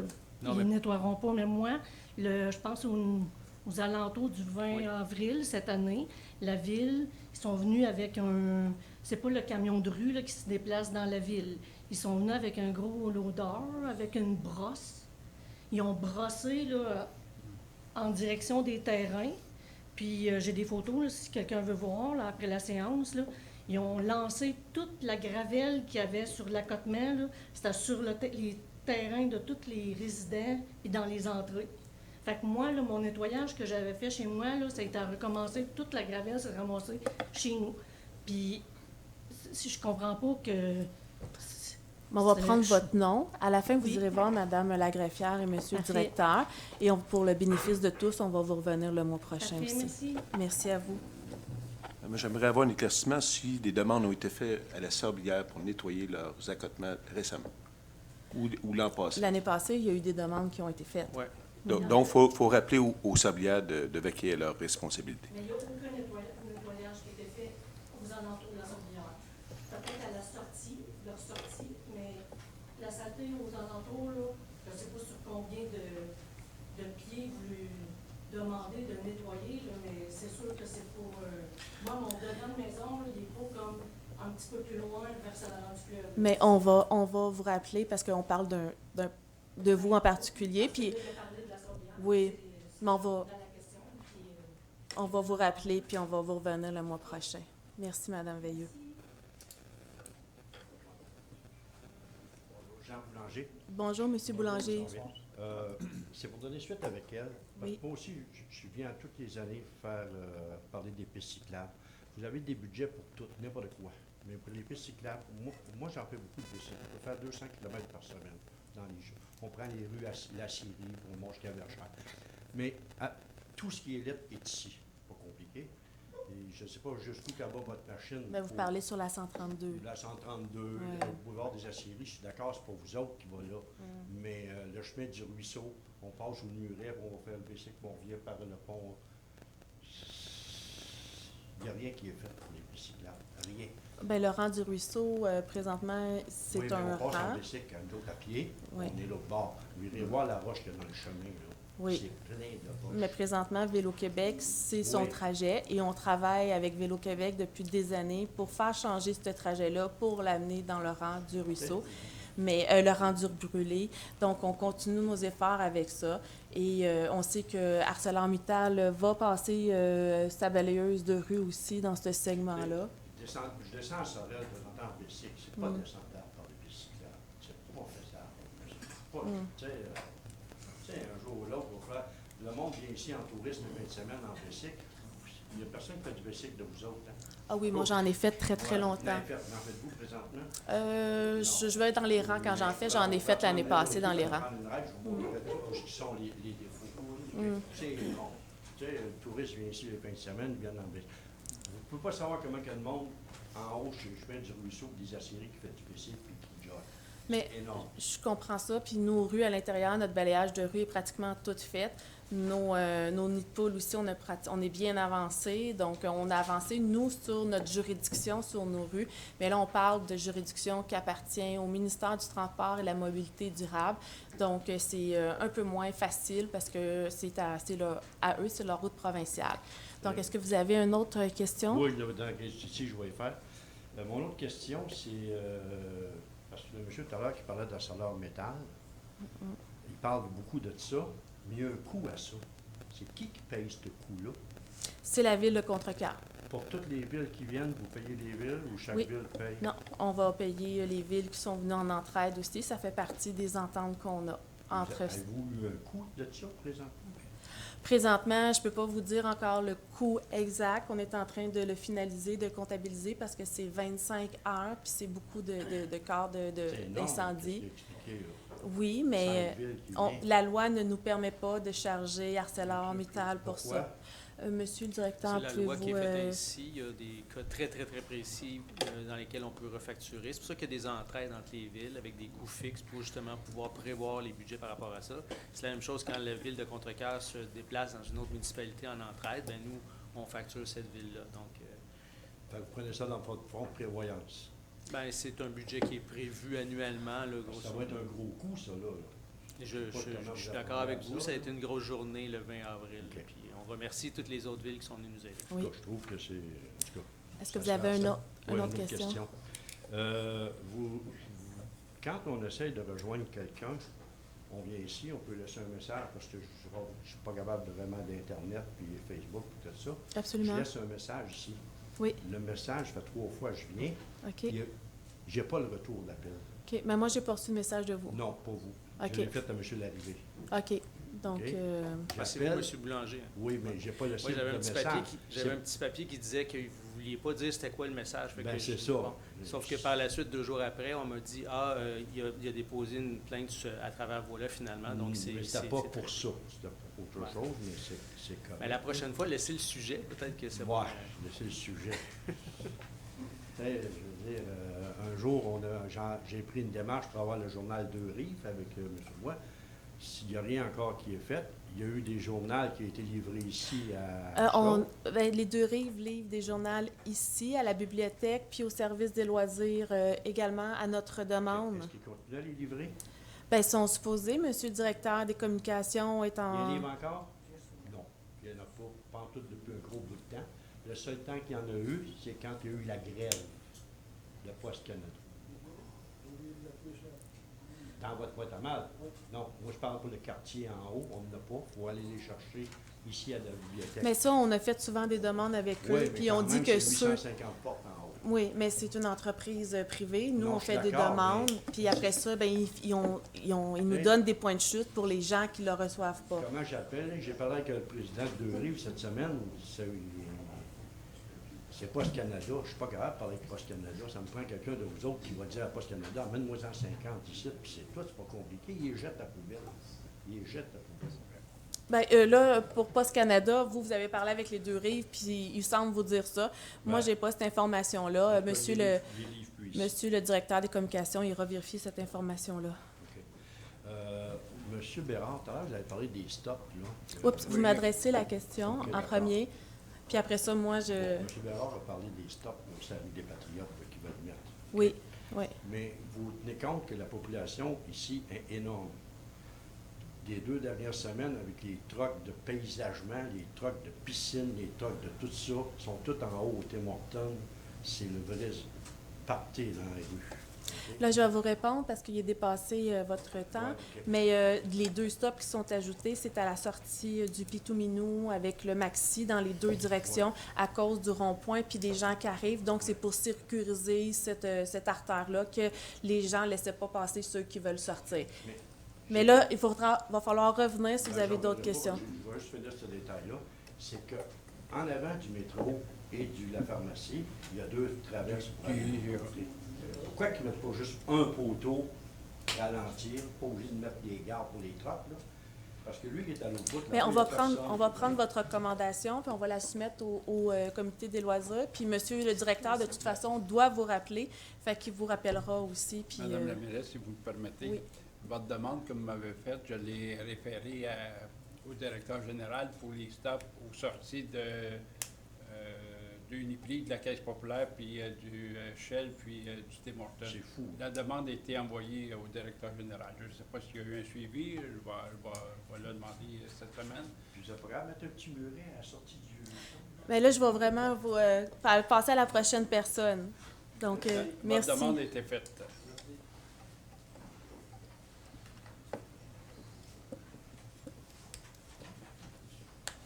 Bonsoir, Jean Roux. Bonsoir, Monsieur Roux. Monsieur Roux. Bonsoir, Madame la mairesse, conseillère et conseiller. Bonsoir. 2 petits points vite. À 5.1, 5.1. quand vous parlez des relatifs à la signalisation, là, on Oui. a parlé des lignes jaunes, peut-être c'est Patriote, où il y avait les traverses de piétons. Mettre des lignes jaunes à terre. Juste à regarder pour voir si on peut revenir avec ça. Oui, on va regarder ça. On va vous Puis revenir. l'autre point, c'est le ponceau-ruisseau va se faire cette année, que j'ai entendu dire. Non, on voudrait bien, là, mais on travaille fort avec le ministère du Transport et de la Mobilité durable. C'était supposé être en... J'ai su qu'il avait donné un contrat que c'était pour se faire cette année. Ah, ben nous, on n'a pas cette information-là. Je ne sais pas où est-ce que vous avez cette information-là, là, mais nous, c'est encore... c'était prévu en 2028. Il avait ramené ça en 2027. Puis là, c'est-tu ramené en 2026? C'est probablement le contrat pour réaliser les plans et devis, bien que la construction va C'est venir beau, par- merci. Retour sur la période de questions de la dernière séance. Oui. Vous m'avez parlé d'une lettre que vous avez envoyée aux compagnies pour Oui. nettoyer les bords. On les va la bords de route. retourner encore. J'ai pas su ça. Je vais vous l'envoyer. Ouais? Oui, on Je va vous pensais que l'envoyer j'étais pas par l'avoir courriel. aujourd'hui. OK, c'est beau. OK. Prochain dossier. Je reviens Oui. sur les faux sceptiques. Oui. Il y a plusieurs résidents au mois d'avril qui ont reçu des lettres de se mettre en conformité avec un contrat avec nos Econoflow ou Bionest, qu'on ait un contrat avec eux autres par année pour l'entretien. Il faut envoyer une copie à la ville. À la ville ou à la MRC? À la ville. À la ville. Moi, j'ai reçu une lettre là, de Joël Boisclair-Roberge, inspecteur d'environnement de Contrecoeur. D'accord. D'accord? Ben, j'ai Il pas travaille pour Contrecœur? Oui, j'y travaille pour Contrecœur, mais j'ai pas toutes les lettres que les inspecteurs envoient selon la réglementation pour que les gens se conforment. Quand c'est vraiment pour des suivis réglementaires, ils font leur travail quotidien. Moi, je me demande de quoi opérationnel. qu'ils se mêlent d'envoyer ça aux résidents, pas aux citoyens. OK. Donc, Parce que mais- ça fait plusieurs années que vous me dites c'est la MRC qui s'occupe des fosses septiques. ben, pour la compétence pour le nettoyage, donc nous, pour la vérification, ça appartient à la ville pour la conformité. OK? Bon. Moi, ça fait 2 ans que je vous demande qu'on s'assoie, qu'on regarde, pour que ça soit vous autres qui faites l'entretien de nos fosses septiques. Présentement, là, moi, j'ai fait un petit peu le tour, là. Les contrats qu'ils nous chargent par année, là, c'est 700 pièces qui nous fait signer en contrat pour l'entretien de nos fosses septiques. 700 par année. Ça, c'est à part que s'il n'y a rien qui a brisé, là. S'il y a de quoi qui a brisé, là, ça monte à 12, 15, 1700, 2000 pièces. Ben ça, vous parlez pour la technologie que vous avez choisie Econoflow, dans votre... Bioness, n'importe quel, c'est les 2 seuls que Contrecœur j'ai vu que les ingénieurs disent d'installer. C'est de la crise de foutaise bien raide. Je peux pas dire que c'est les 2 seuls, là. Ben, à l'heure actuelle, c'est ça que je vois. Donc, à la fin, vous irez voir le directeur général, puis donnez-lui la lettre, puis on va s'assurer que vous ayez un retour pour vous faire expliquer la situation. Il y a des citoyens qui ont payé, la dernière fois, 1700 pièces pour l'entretien de la fosse. Moi, pour moi, là, les ingénieurs qui nous ont fait installer des Econoflow à du monde, là, puis Bioness, là, c'est des fosses, là, réellement, là, qui ne vaut pas une maudite claque. Pour qu'on soit obligé de payer entre 700 et 1500 pièces par année pour un entretien des fosses, là, ça veut dire qu'il y a de quoi qui n'est pas normal, là. Il y a de quoi qui n'est pas normal. Mais là, on parle d'un cas qui est relié à votre situation. Fait que on va vous retéléphoner parce que c'est vraiment précis à Pas votre juste à ma situation. À ceux qui ont cette... J'ai été faire le tour, j'étais voir des citoyens. Tous les citoyens là, qui ont eu des lettres, c'est à cause que la ville n'avait pas le contrat de l'entretien. Puis quand on appelle Econoflow pour avoir notre entretien, c'est 700 pièces minimum. OK, bien là, j'ai pas l'information sur combien de personnes ont reçu ça puis tout ça. Fait que je vais faire des vérifications. Puis le directeur va vous rappeler. Moi, puis, je veux là, que ton inspecteur environnemental, là, qui s'informe chez Ecoflow, là, puis Bioness, là, c'est quoi qui se passe avec ce système-là qu'ils ont fait installer. Parce qu'ils ont fait installer ça dans la ville, là. Puis je vous le dis, là, ça ne va pas une maudite claque que si tu es obligé de payer entre 700 puis 1700 mais pièces. c'est les citoyens qui ont installé ça, chacun chez eux. Non, c'est les ingénieurs. C'est des suggestions. Que vous aviez sur vos listes que nous avez données, dire ça prend ceux-là pour qu'ils viennent chez vous, dire c'est quoi que ça prend chez vous. Là, il était là, puis il dit ça prend Ecoflow ou bien Bioness. C'est ça qu'ils nous ont dit au monde. On va vérifier tout ça, puis on va vous revenir avec l'information. Là, savez-vous, présentement, là, je comprends pas comment ça se fait, votre inspecteur n'est pas au courant de ça, là. Mais là, on vient de dépasser le 5 minutes. Ouais, je vais demander une extension d'une couple de minutes. Ben, écoutez, vous reviendrez un autre moment. Juste un petit point fini, celle-là, je reviendrai pour l'autre affaire. Mais là, on va faire vite, là, parce Ouais, que on va faire vite. sur le sujet, parce que c'est pas à soir qu'on va régler ça. Je veux que vos inspecteurs, là, s'informent sur ces compagnies-là. Comment ça se fait que quand ils ont installé ça, anciennement, on avait une lampe UV dans nos systèmes, que présentement, il n'y a plus de lampe UV parce que ça ne marchait pas. Que normalement, maintenant, là, c'est traité avec des bactéries. OK, mais tout ça, moi, Je vais je revenir. ne suis pas la spécialiste dans Non, les je le fosses sais. septiques. Fait Je veux que c'est que- vraiment, oui, j'en prends note. Je vais aller chercher l'information, je vais aller tout ça, mais c'est vraiment important qu'à la fin, vous allez voir le directeur général avec la lettre, puis qu'est-ce qui a été fait. Puis on va vous retourner un appel pour vous informer avec vos questions précises. Je vais revenir, merci. Merci. Merci.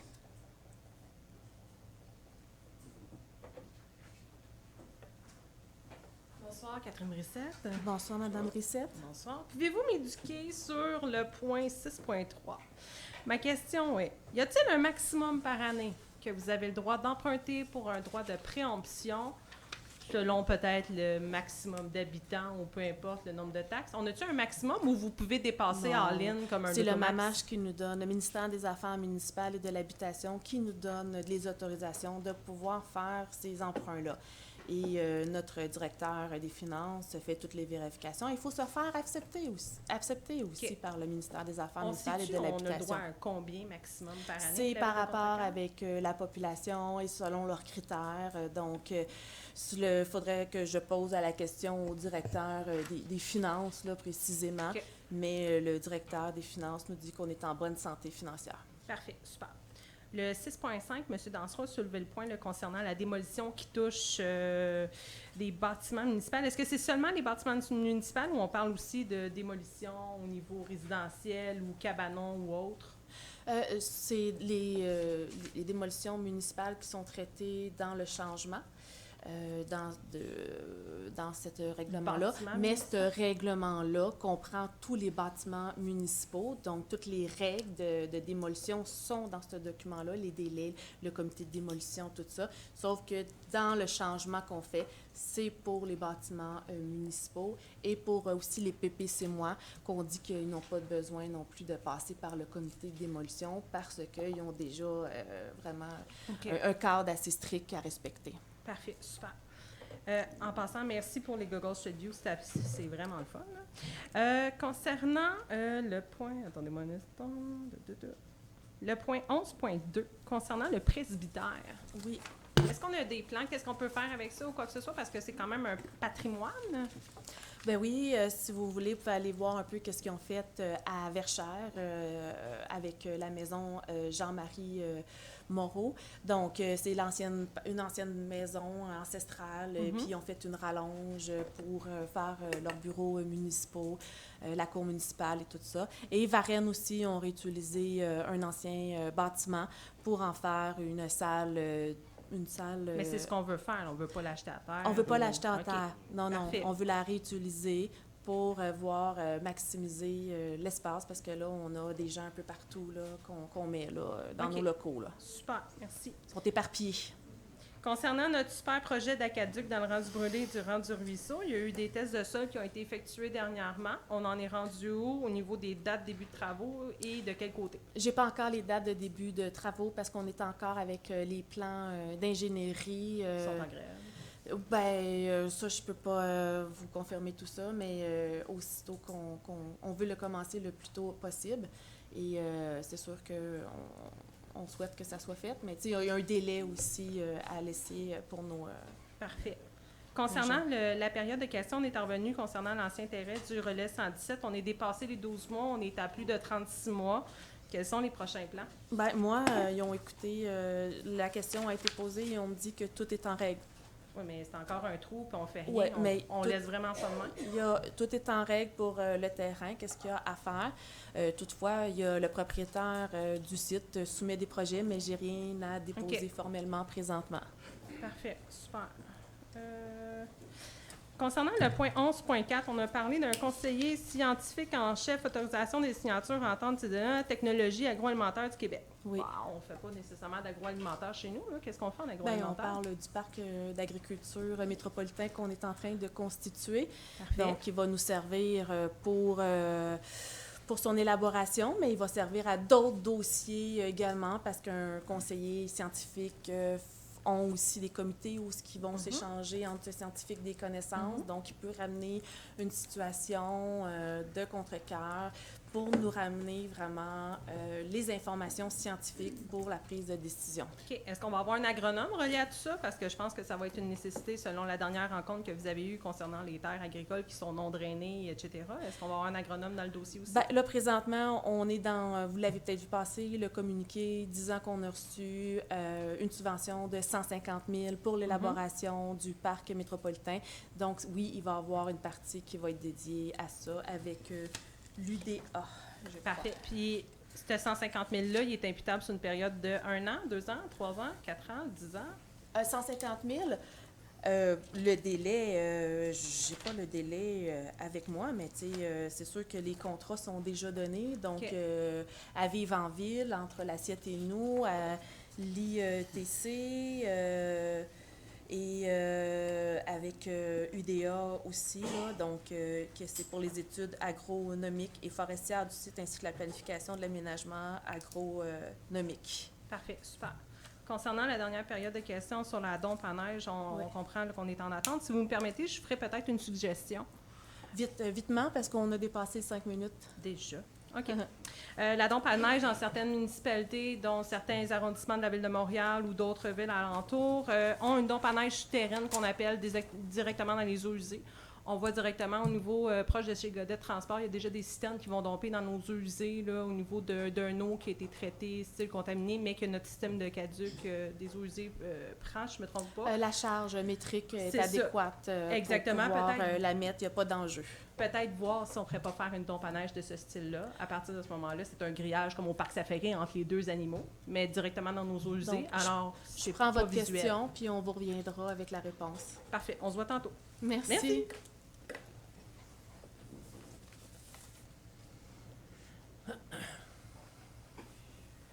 Bonsoir, Madame la mairesse, Mesdames les conseillères, Messieurs les conseillers, René Laprade. Bonsoir, Monsieur Laprade.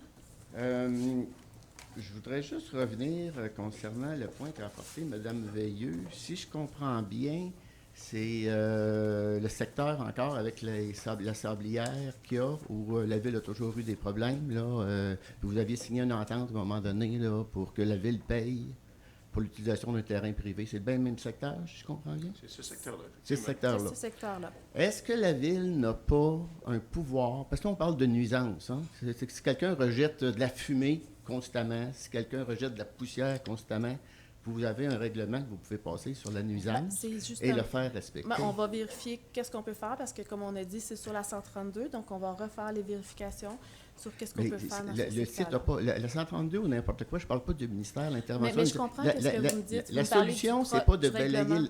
Est-ce que je peux parler? Mais oui, je sais, mais je veux juste dire que vous parlez du règlement municipal. Et non, ça c'est... Je pense que vous pouvez réglementer, parce qu'on parle de nuisance, qu'elle soit n'importe où la nuisance, il y en a une. Il y a des rejets qui se font chez des gens et la Ville n'intervient pas. Et la Ville peut obliger ceux qui font des rejets à faire en sorte qu'ils n'en feront plus. S'il y a des dépoussiéreurs installés, c'est à l'entreprise de l'installer. Si eux autres, une sauvière, doivent nettoyer leur camion avant qu'ils sortent, vous pouvez passer des règlements là-dessus. Vous n'avez plus le droit de rejeter des poussières parce que ça va sur les terrains. Tu as beau nettoyer la rue, si ça s'amasse dans les entrées des maisons et tout ça, vous n'avez rien réglé. On va faire les vérifications comme qu'on a mentionné pour voir qu'est-ce qui peut être fait dans ce secteur-là. Moi, j'ai l'impression, mais jusqu'ici, vous avez reçu une lettre, là, si j'ai bien compris, vous n'avez fait aucune démarche encore à ce sujet-là? On l'a reçu cette semaine, la lettre. Ah, OK. On a reçu cette on semaine. On est mardi, la semaine là. prochaine. La semaine passée, en fin de semaine, OK. là, je n'ai pas la lettre présentement devant moi, mais on a reçu une lettre mentionnant qu'il y aurait cette question-là ce soir. Et Donc, moi, il faut je venir la crois poser que au ce micro. pouvoir-là, vous l'avez. Puis vous avez juste à passer un règlement et à l'appliquer. Puis on vient de régler le problème de gens du quartier de M. Dansereau, là, une fois pour toutes. Ça fait combien d'années que ça traîne? Ça fait plus que, On va 5 ans, refaire les je crois. vérifications. Puis ça a coûté une fortune à la Ville Est-ce que vous d'essayer de avez contourner une autre ça. question? Oui, j'ai une autre question. C'est concernant le point, l'achat du presbytère. Je suis resté surpris de voir que M. Bérard demandait le vote. Là. C'est rare qu'on entend ça au conseil municipal. C'est arrivé dans le temps. Oui, les oui, votes. j'ai vu ça. C'est arrivé. Absolument. Mais ce qui me fait une interrogation, c'est quand tu as parlé des coûts pour le mettre à niveau. Je comprends bien, là. Avez-vous fait une étude, savoir ce que ça va vous coûter, mettre ça à niveau? Pour en faire un édifice public? Bien, écoutez, comme il y a une ancienne partie et ça se peut qu'il y ait sûrement une nouvelle partie, et là, on va avoir une étude qui va être faite pour justifier l'agrandissement puis tout ça. Parce que là, ça me rappelle un peu le 464 Saint-Antoine que vous avez voulu louer, puis qu'il y aurait eu des travaux énormes à faire, puis que la Ville, ça y aurait coûté des centaines de milliers de dollars. Là, vous faites un rapprochement qui devient une hypothèse. Bien, c'est pas une hypothèse, mais ce que je me dis, là, il a parlé de carnet de santé. Un acquis, un actif pour la Ville. Est-ce que je peux parler, madame? Est-ce que je peux poser ma question? Vous m'avez posé une question, fait que je vous réponds aussi. C'est parce qu'il a parlé qu'il y avait un carnet de santé. Vous avez fait un carnet de santé sur l'édifice, si je comprends bien?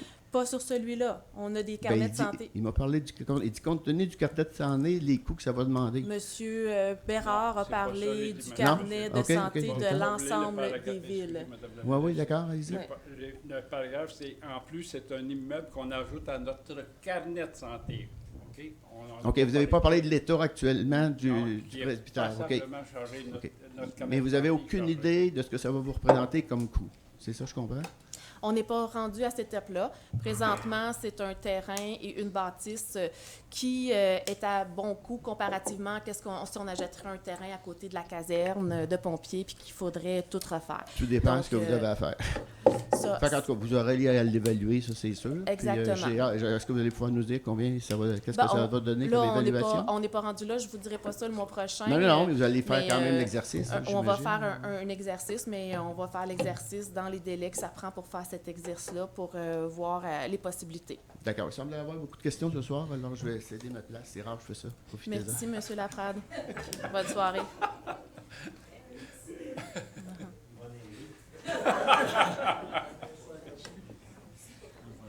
Bonsoir, Madame la mairesse, Mesdames et Messieurs. Je me présente Maryse Drouin. Je suis nouvellement arrivée ici à Contrecoeur en juin 2024. Bienvenue, Madame Drouin. Merci, ça me fait plaisir. Belle ville. Je suis domiciliée. Ma maison est située sur la rue Louis-Fizet, d'où M.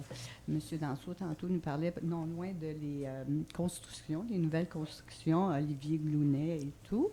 Depuis juin que je suis arrivée, à partir du mois d'août, je vais essayer d'être concise, là, pour trop prendre de votre temps. Depuis que nous sommes arrivés, il y a des senteurs d'égout. Et c'est récurrent, ces senteurs-là. Alors, moi, je me demandais, ma question la voici, puis je me permets de demander à la Ville d'investiguer d'où proviennent ces senteurs et de si ça va se résorber, car la qualité de vie est vraiment Absolument. difficile. On va investiguer, puis on reviendra avec la réponse le mois prochain. D'accord. Merci beaucoup. Merci beaucoup à Au revoir. vous. Au revoir.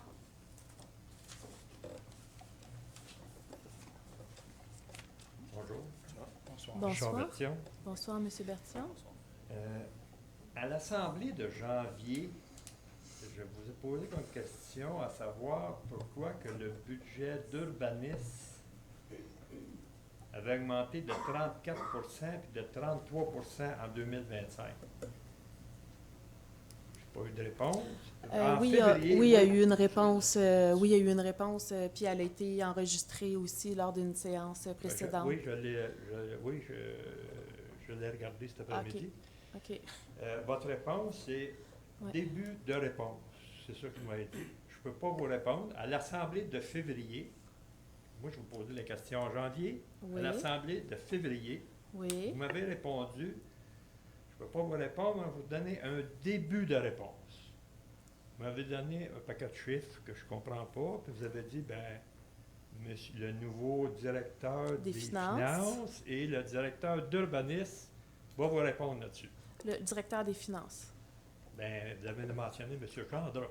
Je pense que M. Gendron va parler avec M. Je l'ai regardé avant de venir ici. Là. M. Gendron, il y a deux M. Gendron à la ville. Oui, il y a Martin Gendron. Urbaniste. Mais il y a M. Gendron qui est directeur des finances aussi. Oui. Bon, mais il n'était pas là. M. Gendron, c'est le directeur des finances. De toute façon, que ce soit un ou l'autre, j'attends toujours une réponse. Vous m'avez dit qu'il était pour me revenir avec ça. Ça, c'est en février. Toujours pas de réponse. Est-ce que vous avez une réponse à me donner aujourd'hui? Moi, j'ai un rappel que j'ai donné une réponse, mais sinon, on va... La réponse, je peux vous la dire, la réponse que vous m'avez donnée en février. Vous avez dit que le budget avait été scindé en deux. En tout cas, je n'ai pas compris votre explication. Ouais. Vous m'avez donné le budget en 2023 était de 968 000, puis il a été scindé. Je ne comprends pas parce que... Oui, il y avait des explications aussi hautes, plus longues que ça, mais on va demander à M. Gendron de vous appeler je veux pas pour... que M. Gendron m'appelle. Moi, je pose la question ici. Je veux que le public sache c'est quoi la réponse. Mais j'avais répondu plus largement que ça. C'est pas qu'est-ce que vous voulez que je réponde, mais j'avais répondu une question et on sortira la réponse. J'ai passé la journée à la regarder pour être certain. OK. Mais on pas répondu. Moi, je vais refaire des vérifications. Et s'il y a d'autres choses à vous répondre, on va vous revenir le mois prochain. Mais les chiffres que vous avez avancés, là, moi, j'ai votre budget ici, 2024, le budget 2025. Moi, c'est ces chiffres-là que j'ai pris ici. C'est vous Vous l'avez signé. Vous n'êtes pas en mesure... On l'a vous êtes passé pas en par mesure de adoption, répondre pas signé. Pourquoi que le budget a augmenté, mais vous êtes en mesure de l'adopter? On vous a répondu, mais la réponse, c'est pas... Vous Non, voulez non, d'autres non, réponses. non. Vous me donnez Fait des que- budgets de 2023 à 900 000. Le budget de 2023... Donc, ça, est-ce ça que vient de- est-ce que vous avez une autre question? Parce que ce soir, vous me posez la question, je vais peux avoir une retourner... réponse. Depuis Ben, janvier, je vous ai laissé le Ben, temps de... moi, je pense qu'on vous a donné une réponse et je vais retourner voir les réponses et ensuite, on vous fera un retour. Je vais vous en donner une réponse. Vas-y. Les budgets du département de l'urbanisme sont en croissance, tout simplement. Les besoins du service de l'urbanisme sont en croissance. Et pour bien supporter ce besoin-là, ben, on augmente les budgets de l'urbanisme.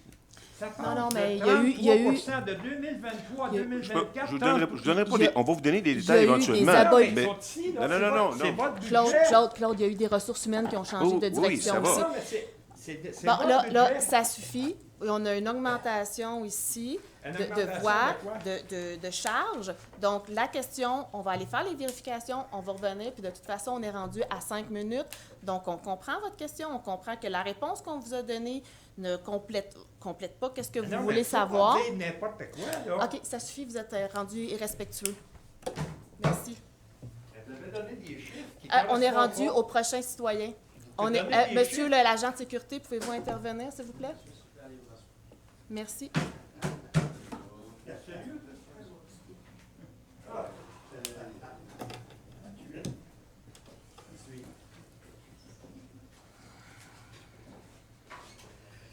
Bonsoir, Robert Bissonnette. Bonsoir, monsieur Bissonnette.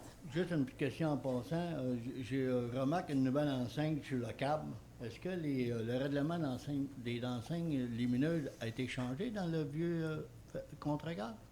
Ils ont eu l'autorisation du service d'urbanisme d'installer leur pancarte. Donc, leur... C'est pas une pancarte, c'est une enseigne lumineuse. c'est une enseigne lumineuse. Donc, moi, j'ai compris que le dossier était conforme Ouais. au CAB. Au coin Mais- de Duchamp et Legendre. On fera les vérifications auprès de Parce notre que service ça d'urbanisme. revient à la question que des gens ils ont déjà voulu s'installer des enseignes puis avaient été refusés dans le temps. Ben là, on parle d'un organiste ici. Donc, on vous revient le mois prochain. Je vais revenir sur une question, Mme la mairesse, si vous me permettez.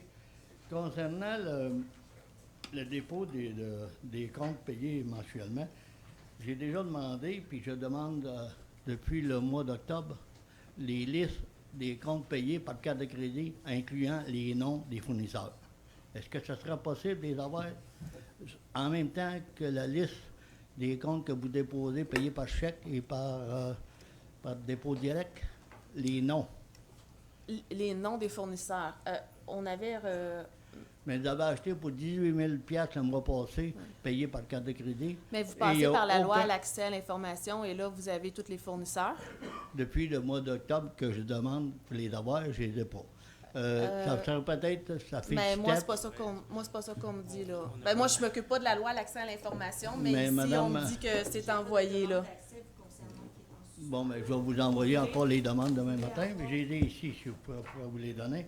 Mais par contre... Vous les enverrez par courriel, vos demandes. Ça pourrait faciliter greffe. l'ouvrage de madame s'il est inclus quand on dépose la liste des comptes à payer. C'est ça que je demande. On va faire les vérifications.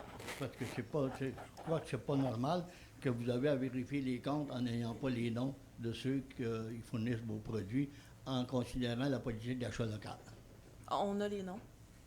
Nous, on a les noms à l'interne, là. Mais si vous les avez, on n'a pas de liste, non, s'il vous plaît. Mais là, c'est une demande qui est adressée au greffe, fait qu'on va vérifier. Le greffe va passer par la loi à l'accès à l'information, on va vérifier les Puis informations. là, je dois vous féliciter de la manière que vous avez répondu aux questions. C'était une première, puis je crois que ça va être bien apprécié. La question ultérieure qui a été posée à l'Assemblée ultérieure, comme vous avez fait ce soir. Bien, quand il y a des retours, je fais toujours des retours à chaque mois. Mais là, il y en avait, puis on s'était bien apprécié. Ben, je vais continuer à le faire comme à chaque mois. Merci. Est-ce que vous suggérez qu'on engage des gens pour subvenir à vos demandes? Ou... Non, c'est simplement, c'est madame qui travaille quand on fait des Oui, demandes. madame n'a pas juste ça à faire non plus. Hein. Non, mais par contre, si c'est fait en même temps que vous déposez la liste des chèques dont les noms sont marqués, puis que les fournisseurs qui fournissent soit n'importe quel bien, mais le nom soit dessus parce qu'il reçoit un paiement.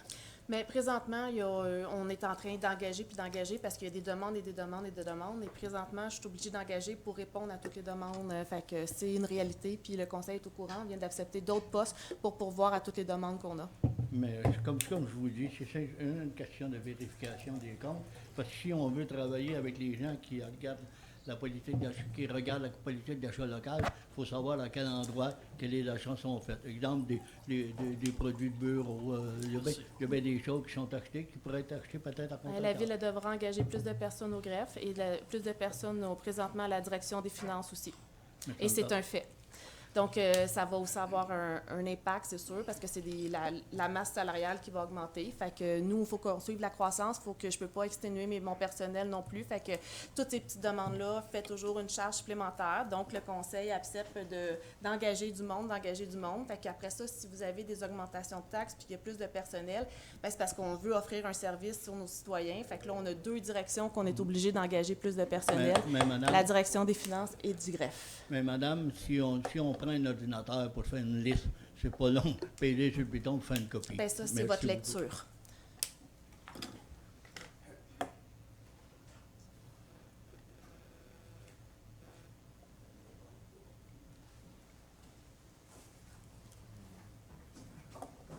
Bonjour, Madame la mairesse.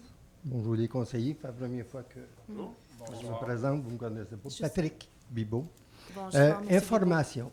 Quand le soir, là, quand on arrive là, formulez-la en question. C'est disons que je ne suis pas habitué, Non. Excusez-moi, là. J'essaye. Oui, formulez-la. Prenez votre temps. OK, OK, on va l'essayer en question. Pourriez-vous, ça se dit, pourriez-vous installer des nouvelles lumières où est-ce qu'il y a le rond-point, puis tu sais, les bicyclettes qui passent en travers, là? Oui. Ça fait 2 fois que je passe proche de l'écrasé. On a bien beau le soir ralentir, mais la clarté est vraiment faible. Okay. On en a rajouté une, mais je pense que c'était dans l'optique d'en rajouter un autre aussi, hein, monsieur le directeur? C'est jaune ce que vous mettez. Vous devriez mettre quelque chose juste là, mais clair. Écoutez, moi, c'est parce que ça va arrivé, puis regarde, je dis un jour, mais allez voir le comité, ouais, c'est quoi aussi, qu'est-ce qui se passait, puis je n'ai jamais venu. Puis en même temps, je vais proposer ça, puis j'ai une deuxième proposition. Là, je vous mets ça là, vous travaillerez dessus. Ben, on va vérifier si votre première question, oui. qu'est-ce qui est possible de faire dans le... Et votre deuxième question? OK. Deuxième question, dans nos petits livres qu'on reçoit une fois par mois, là, y aurait-il moyen d'inscrire là-dedans une page complète sur la sécurité avec une image que les bicyclettes à tous les stops sont obligés de les faire? Moi, je me suis informé parce que j'ai passé proche de frapper un petit bonhomme. Moi, je ne suis pas chanceux, moi, c'est à contre-cœur, je suis seul, là. J'ai passé proche de frapper un petit bonhomme. Puis quand j'arrive justement après le rond-point, ce que je vous demande, si on pourra un jour avoir des lumières adéquates, quand on s'en vient vers le fleuve, j'ai fait mon stop. J'ai vu qu'il y avait un monsieur qui était pas loin en bicyclette avec son enfant en avant. Moi, j'ai fait mon stop, j'ai décollé, puis il m'a fait ça de même. Là, il voulait dire que j'étais le numéro 1. Fait que moi, j'étais content. Mais il n'avait pas fait son stop, il n'était même pas rendu. Je pense qu'il faudrait sensibiliser le monde à contre-cœur si on peut, de donner de l'information dans nos fameux livres qu'on reçoit. Oui. Bien, on le fait à chaque année de la sensibilisation sur la sécurité routière. On l'a déjà marqué aussi que les stops, c'était obligatoire, mais on va le refaire spécifiquement. Là, ça sera bon. C'est beaucoup de sensibilisation parce que c'est les parents aussi qu'il faut qu'ils apprennent à leur enfant à faire des stops aussi. Oui, mais eux autres aussi, c'est un monsieur qui m'avait fait numéro 1 par... Mais je vous remercie beaucoup. Bonne soirée. Bonne soirée à vous. Bonne soirée.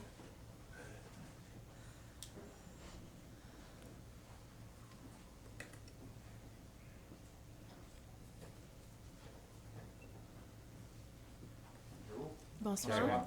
Monsieur Enfield, bonsoir. Moi, je reviens avec les fameux faux sceptiques. Est-ce que vous savez que ça se traite ça avec des bactéries? Moi, là, ça fait 3 ans que je traite ça avec des bactéries. Moi, j'ai fait des tests d'eau. Ils sont en très bonnes conditions. L'eau est à ce qu'elle devrait être. Ensuite de ça, la personne que vous avez attitrée à cette... Non, je ne suis pas au courant parce que je ne suis pas une spécialiste en faux sceptiques pour répondre à votre première question comme j'ai répondu. C'est pour ça qu'il faut que je me réfère au personnel. Pour la deuxième question que vous étiez... La deuxième question, c'est que la personne que vous avez engagée pour qu'il nous envoie la lettre, qui est supposée être la spécialiste de ça, est-ce qu'on pourrait l'avoir pour nous aider à continuer tout ce système-là? Parce que ça se traite pour 10 piastres par mois. OK. Bien, comme à la fin, si vous voulez aller donner votre nom au directeur général, moi, je vais vérifier à combien de personnes aussi que ça a été envoyé, ces lettres-là. Je vais prendre un petit peu plus le pouls de ce dossier-là, avoir des renseignements. Et on fera aussi un suivi auprès de vous là, et de M. Roux également. Là. Ben, c'est parfait. Merci beaucoup, M. Enfield.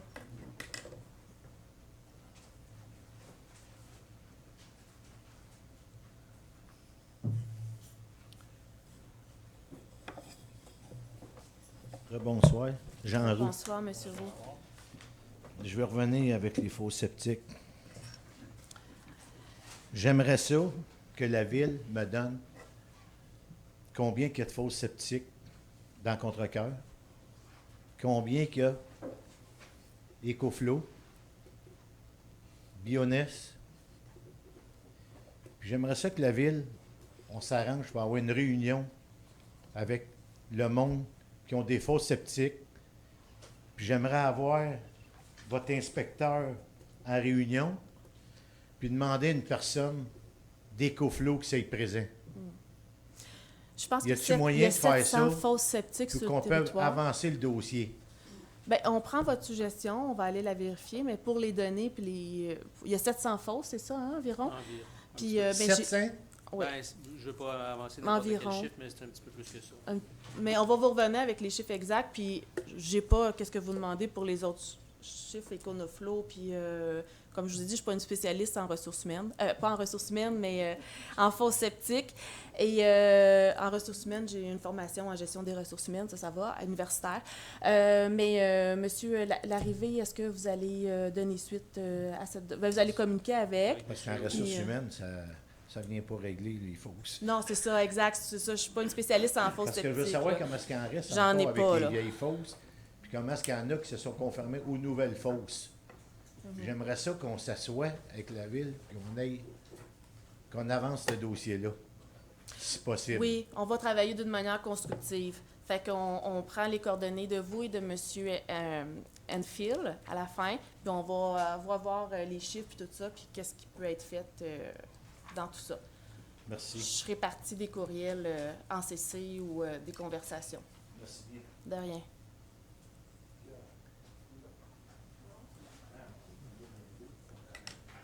Rebonsoir. Bonsoir. Rebonsoir, Madame Brissette. Rebonsoir. Bon, pour closer le dossier fosses septiques, j'appuie M. Jean Roux. Là, de mon côté, ça me coûte plus de 2 000 $ par année d'entretien parce que j'ai une Bioness. J'ai une Bioness et selon, pour votre information, en titre d'information, c'est votre test de sol qui détermine ce que vous devez installer. Alors, vous n'avez pas le choix, c'est ce qui est ça. OK, donc la question, c'est vous voulez, vous aussi, savoir si c'est possible d'avoir... Que la Ville prenne la gestion de les entretiens via un spécialiste dans vos effectifs ou peu importe, parce que c'est quand même la MRC qui fait le vidage. Puis, à titre d'information, quand on se conforme selon le règlement municipal, la garantie des fosses septiques lorsqu'on vend notre propriété est non transférable. Alors, le nouveau propriétaire de la propriété qui a maintenant une fosse septique doit à nouveau se conformer parce qu'il semblerait que en tout cas, les matières fécales de la famille 1 ne conforment pas à la famille 2 pour la deuxième fosse. Fait qu'il faut changer la fosse. Mais je ne suis pas au courant de tout ça non plus. C'est vraiment du technique, là. Fait que on va adresser vos questions, puis on fera un petit comité avec vous de travail, là. On va vous si rencontrer. c'est la Ville qui prend ça en charge, la garantie se transfère. Mais on va, comme je vous dis, on va vous rencontrer, puis on va entendre vos suggestions, puis on va travailler à comprendre les situations, puis voir qu'est-ce qui peut être fait des deux côtés. À titre d'information, le règlement concernant la poussière d'IGL Saint-Bruno avait déjà fait le recours de son côté, si ça peut vous informer. Ils ont mis en place un règlement qui a imposé aux industries via la Ville. On va vérifier tout ça. Ça dépend aussi où ils sont situés aussi. Est-ce que c'est des routes leur appartenant? Oui. Mais on va vérifier tout ça. Concernant ce que M. Bissonnette a amené, là, concernant le câble, l'affichage, la nouvelle technologie, à mon avis personnel, c'est une pollution visuelle, mais il me semble que je ne l'ai jamais vu passer au niveau de l'affichage ici en adoption. Là. Si on n'a pas vu passer, c'est parce que c'est conforme. Parce que quand on voit passer quelque chose ici en Fait qu'une affichage... télé en affichage qui donne qui publie de la publicité payante en anglais, c'est normal? Ils ont eu leur permis s'y est installé. Puis si on ne l'a pas vu au CCU, c'est parce que ça correspond au règlement en vigueur. Okay. Parfait. Puis l'article au niveau de la loi française ne devrait pas... Mais ça, moi, je ne suis pas assis devant l'écran pour regarder, fait que je ne suis pas au courant là, de ce qui passe. Là. Mais, Quand vous passez au ras d'église, puis vous continuez un peu tout droit, là, désolé, je ne connais pas les rues dans ce secteur-là. L'ancien caisse Au populaire. câble, mais vraiment du côté, là, l'ancien Brunet. Là, c'est où il y avait le sigle autrefois des jardins, puis là, ils ont mis un écran tactile. C'est pas tactile, mais... Donc, numérique. Oui, il y a des messages en anglais qui passent là-dessus. Et c'est pour ça que ça m'a frappé, parce que j'ai fait, ben voyons donc. Ben, on va faire les vérifications. Oui, il y a des messages publicitaires en anglais. La loi. Mais peut-être une façon de subventionner le câble. Mais c'est ça, c'est une bonne idée, mais je pense que le Google Translation devrait être mis aussi. Ils viennent juste de l'avoir. Est-ce qu'ils savent comment encore l'utiliser? Je ne sais pas. Là. Parfait, super. Puis, c'est un organisme aussi, là, public. Là. Non, je comprends, mais... Oui. Bon, on va vérifier peut-être si Puis peut-être un petit dernier l'utilisation. point là, qui n'a pas été relaté, les félicitations que Madame la Première ministre Roy a données à l'organisme de la Maison de la Famille. Je pense que c'est bien de justice d'en parler aux citoyens. Là. Oui, on l'a félicité à la soirée des acteurs, des bénévoles avec tous les présidents. Donc, j'ai félicité personnellement devant tout le monde Madame Matters, Cindy Matters, pour son organisme qui a 30 ans. Donc, oui, il y aura une motion de félicitations le mois prochain pour ça et pour le 20e anniversaire aussi de la Coop Santé Solidarité. Parfait. Il y aura 2 motions de félicitations. Merci. Bonne soirée. Merci. Bonne soirée.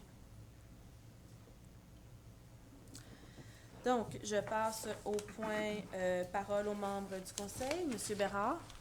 Oui, merci de votre présence et également à ceux qui vont nous écouter en différé. Moi, j'ai un sujet de l'heure. En plus, il fait beau présentement. La sécurité routière, c'est important, surtout aux abords de nos 2 écoles, Marie-Rose et Cœur-Vaillant. Et puis surtout le matin et à la fin des classes dans l'après-midi, soyez prudents, puis soyez prudents en tout temps. Il y a un problème de l'heure aussi qui existe dans notre société, c'est l'intimidation. Moi, j'ai un message à faire à ceux qui subissent l'intimidation, c'est celui-là. Personne n'a le droit de te bousculer, de t'agresser, de te mépriser, de t'abuser, de t'abaisser, de t'insulter, de te contrôler, de te dicter, puis de te ridiculiser. Et tu n'as pas le droit de te laisser faire. Puis là, c'est le mois des mères. C'est la fête des mères en fin de semaine. Une maman peut remplacer tout le monde, mais personne ne peut remplacer une maman. Puis soyez généreux avec vos mères pour ceux qui en ont, puis achetez-leur des fleurs. Sur ce, on se revoit au mois de juin. Monsieur Roy. Moi, je fais un petit suivi pour le parc à Mme-Marion actuel. Il y a des gens, là, je pense, qui pensaient que la coupe pour l'école était commencée, mais c'est juste les arbres morts qui ont été abattus. Il y en avait beaucoup, les arbres sont laissés sur place, fait que c'est sûr que ça fait beaucoup de bio de bois et tout ça, mais c'est la coupe pour les arbres va venir, pour l'école va venir dans 1 an. Monsieur Bellil. Oui, je vais souhaiter bonne fête des mères avant, parce que le mois prochain, il va être trop tard. Madame Messier. Merci de votre présence ce soir. Oui. Bien, bonne fête des mamans aussi, puis merci aussi d'être venu. Bonsoir, rien de particulier, sauf la fête des mères. Bonne fête à toutes les mères. Donc, on vous invite à la marche de la famille ce samedi. Donc, une belle marche qui se fait à travers les parcs pour finir au parc Antoine Pécody, toujours aux alentours de midi. Il y a un spectacle toujours aussi au parc Cartier-Richard. C'est plus vers 11h habituellement le spectacle, mais vous pouvez aller consulter le site de la ville de Contrecœur pour avoir toutes les informations. Je tiens à remercier aussi les 115 bénévoles qui sont venus nettoyer les berges et les îles pour améliorer l'environnement. Donc, c'est très apprécié. En ayant été vérifié sur les îles par barge, cette année, on a constaté moins de déchets. sur les îles, mais plus sur les berges. Donc, on espère que les années passées qu'on a été marcher sur ces îles-là ont un impact significatif. Et en ayant parlé avec la directrice du ZIP des Seigneuries, qu'on a fait une résolution, elle me disait qu'en effet, ces îles-là, si on a trouvé moins d'effets ou de détritus, sauf qu'on est allé dans d'autres secteurs où ce que là, on a trouvé. Donc, l'année prochaine, ne restez pas surpris si on annonce d'autres secteurs ou qu'on élargit, parce qu'on a eu beaucoup de demandes aussi d'élargir dans les fossés ou d'élargir dans des endroits spécifiques ou dans le parc Barbe-Denis-la-Trinité ou dans des zones de conservation. Donc, ça se peut qu'on élargisse cette corvée-là parce que c'est une corvée populaire et que les gens apprécient beaucoup. Je vois quelqu'un qui a fait une choriste de expression vocale de notre chorale. Donc, j'aimerais féliciter la chorale. Donc, deux spectacles où c'était salle comble et les gens spectateurs, spectatrices qui étaient présents en ont eu pour leur argent. C'est tout un spectacle, décor, costume incroyable, une prestation de plusieurs chansons de Notre-Dame de Paris, la gamme des chansons. Donc, ça prend beaucoup de mémoire à tous ces gens-là pour retenir tous les textes. Donc, félicitations.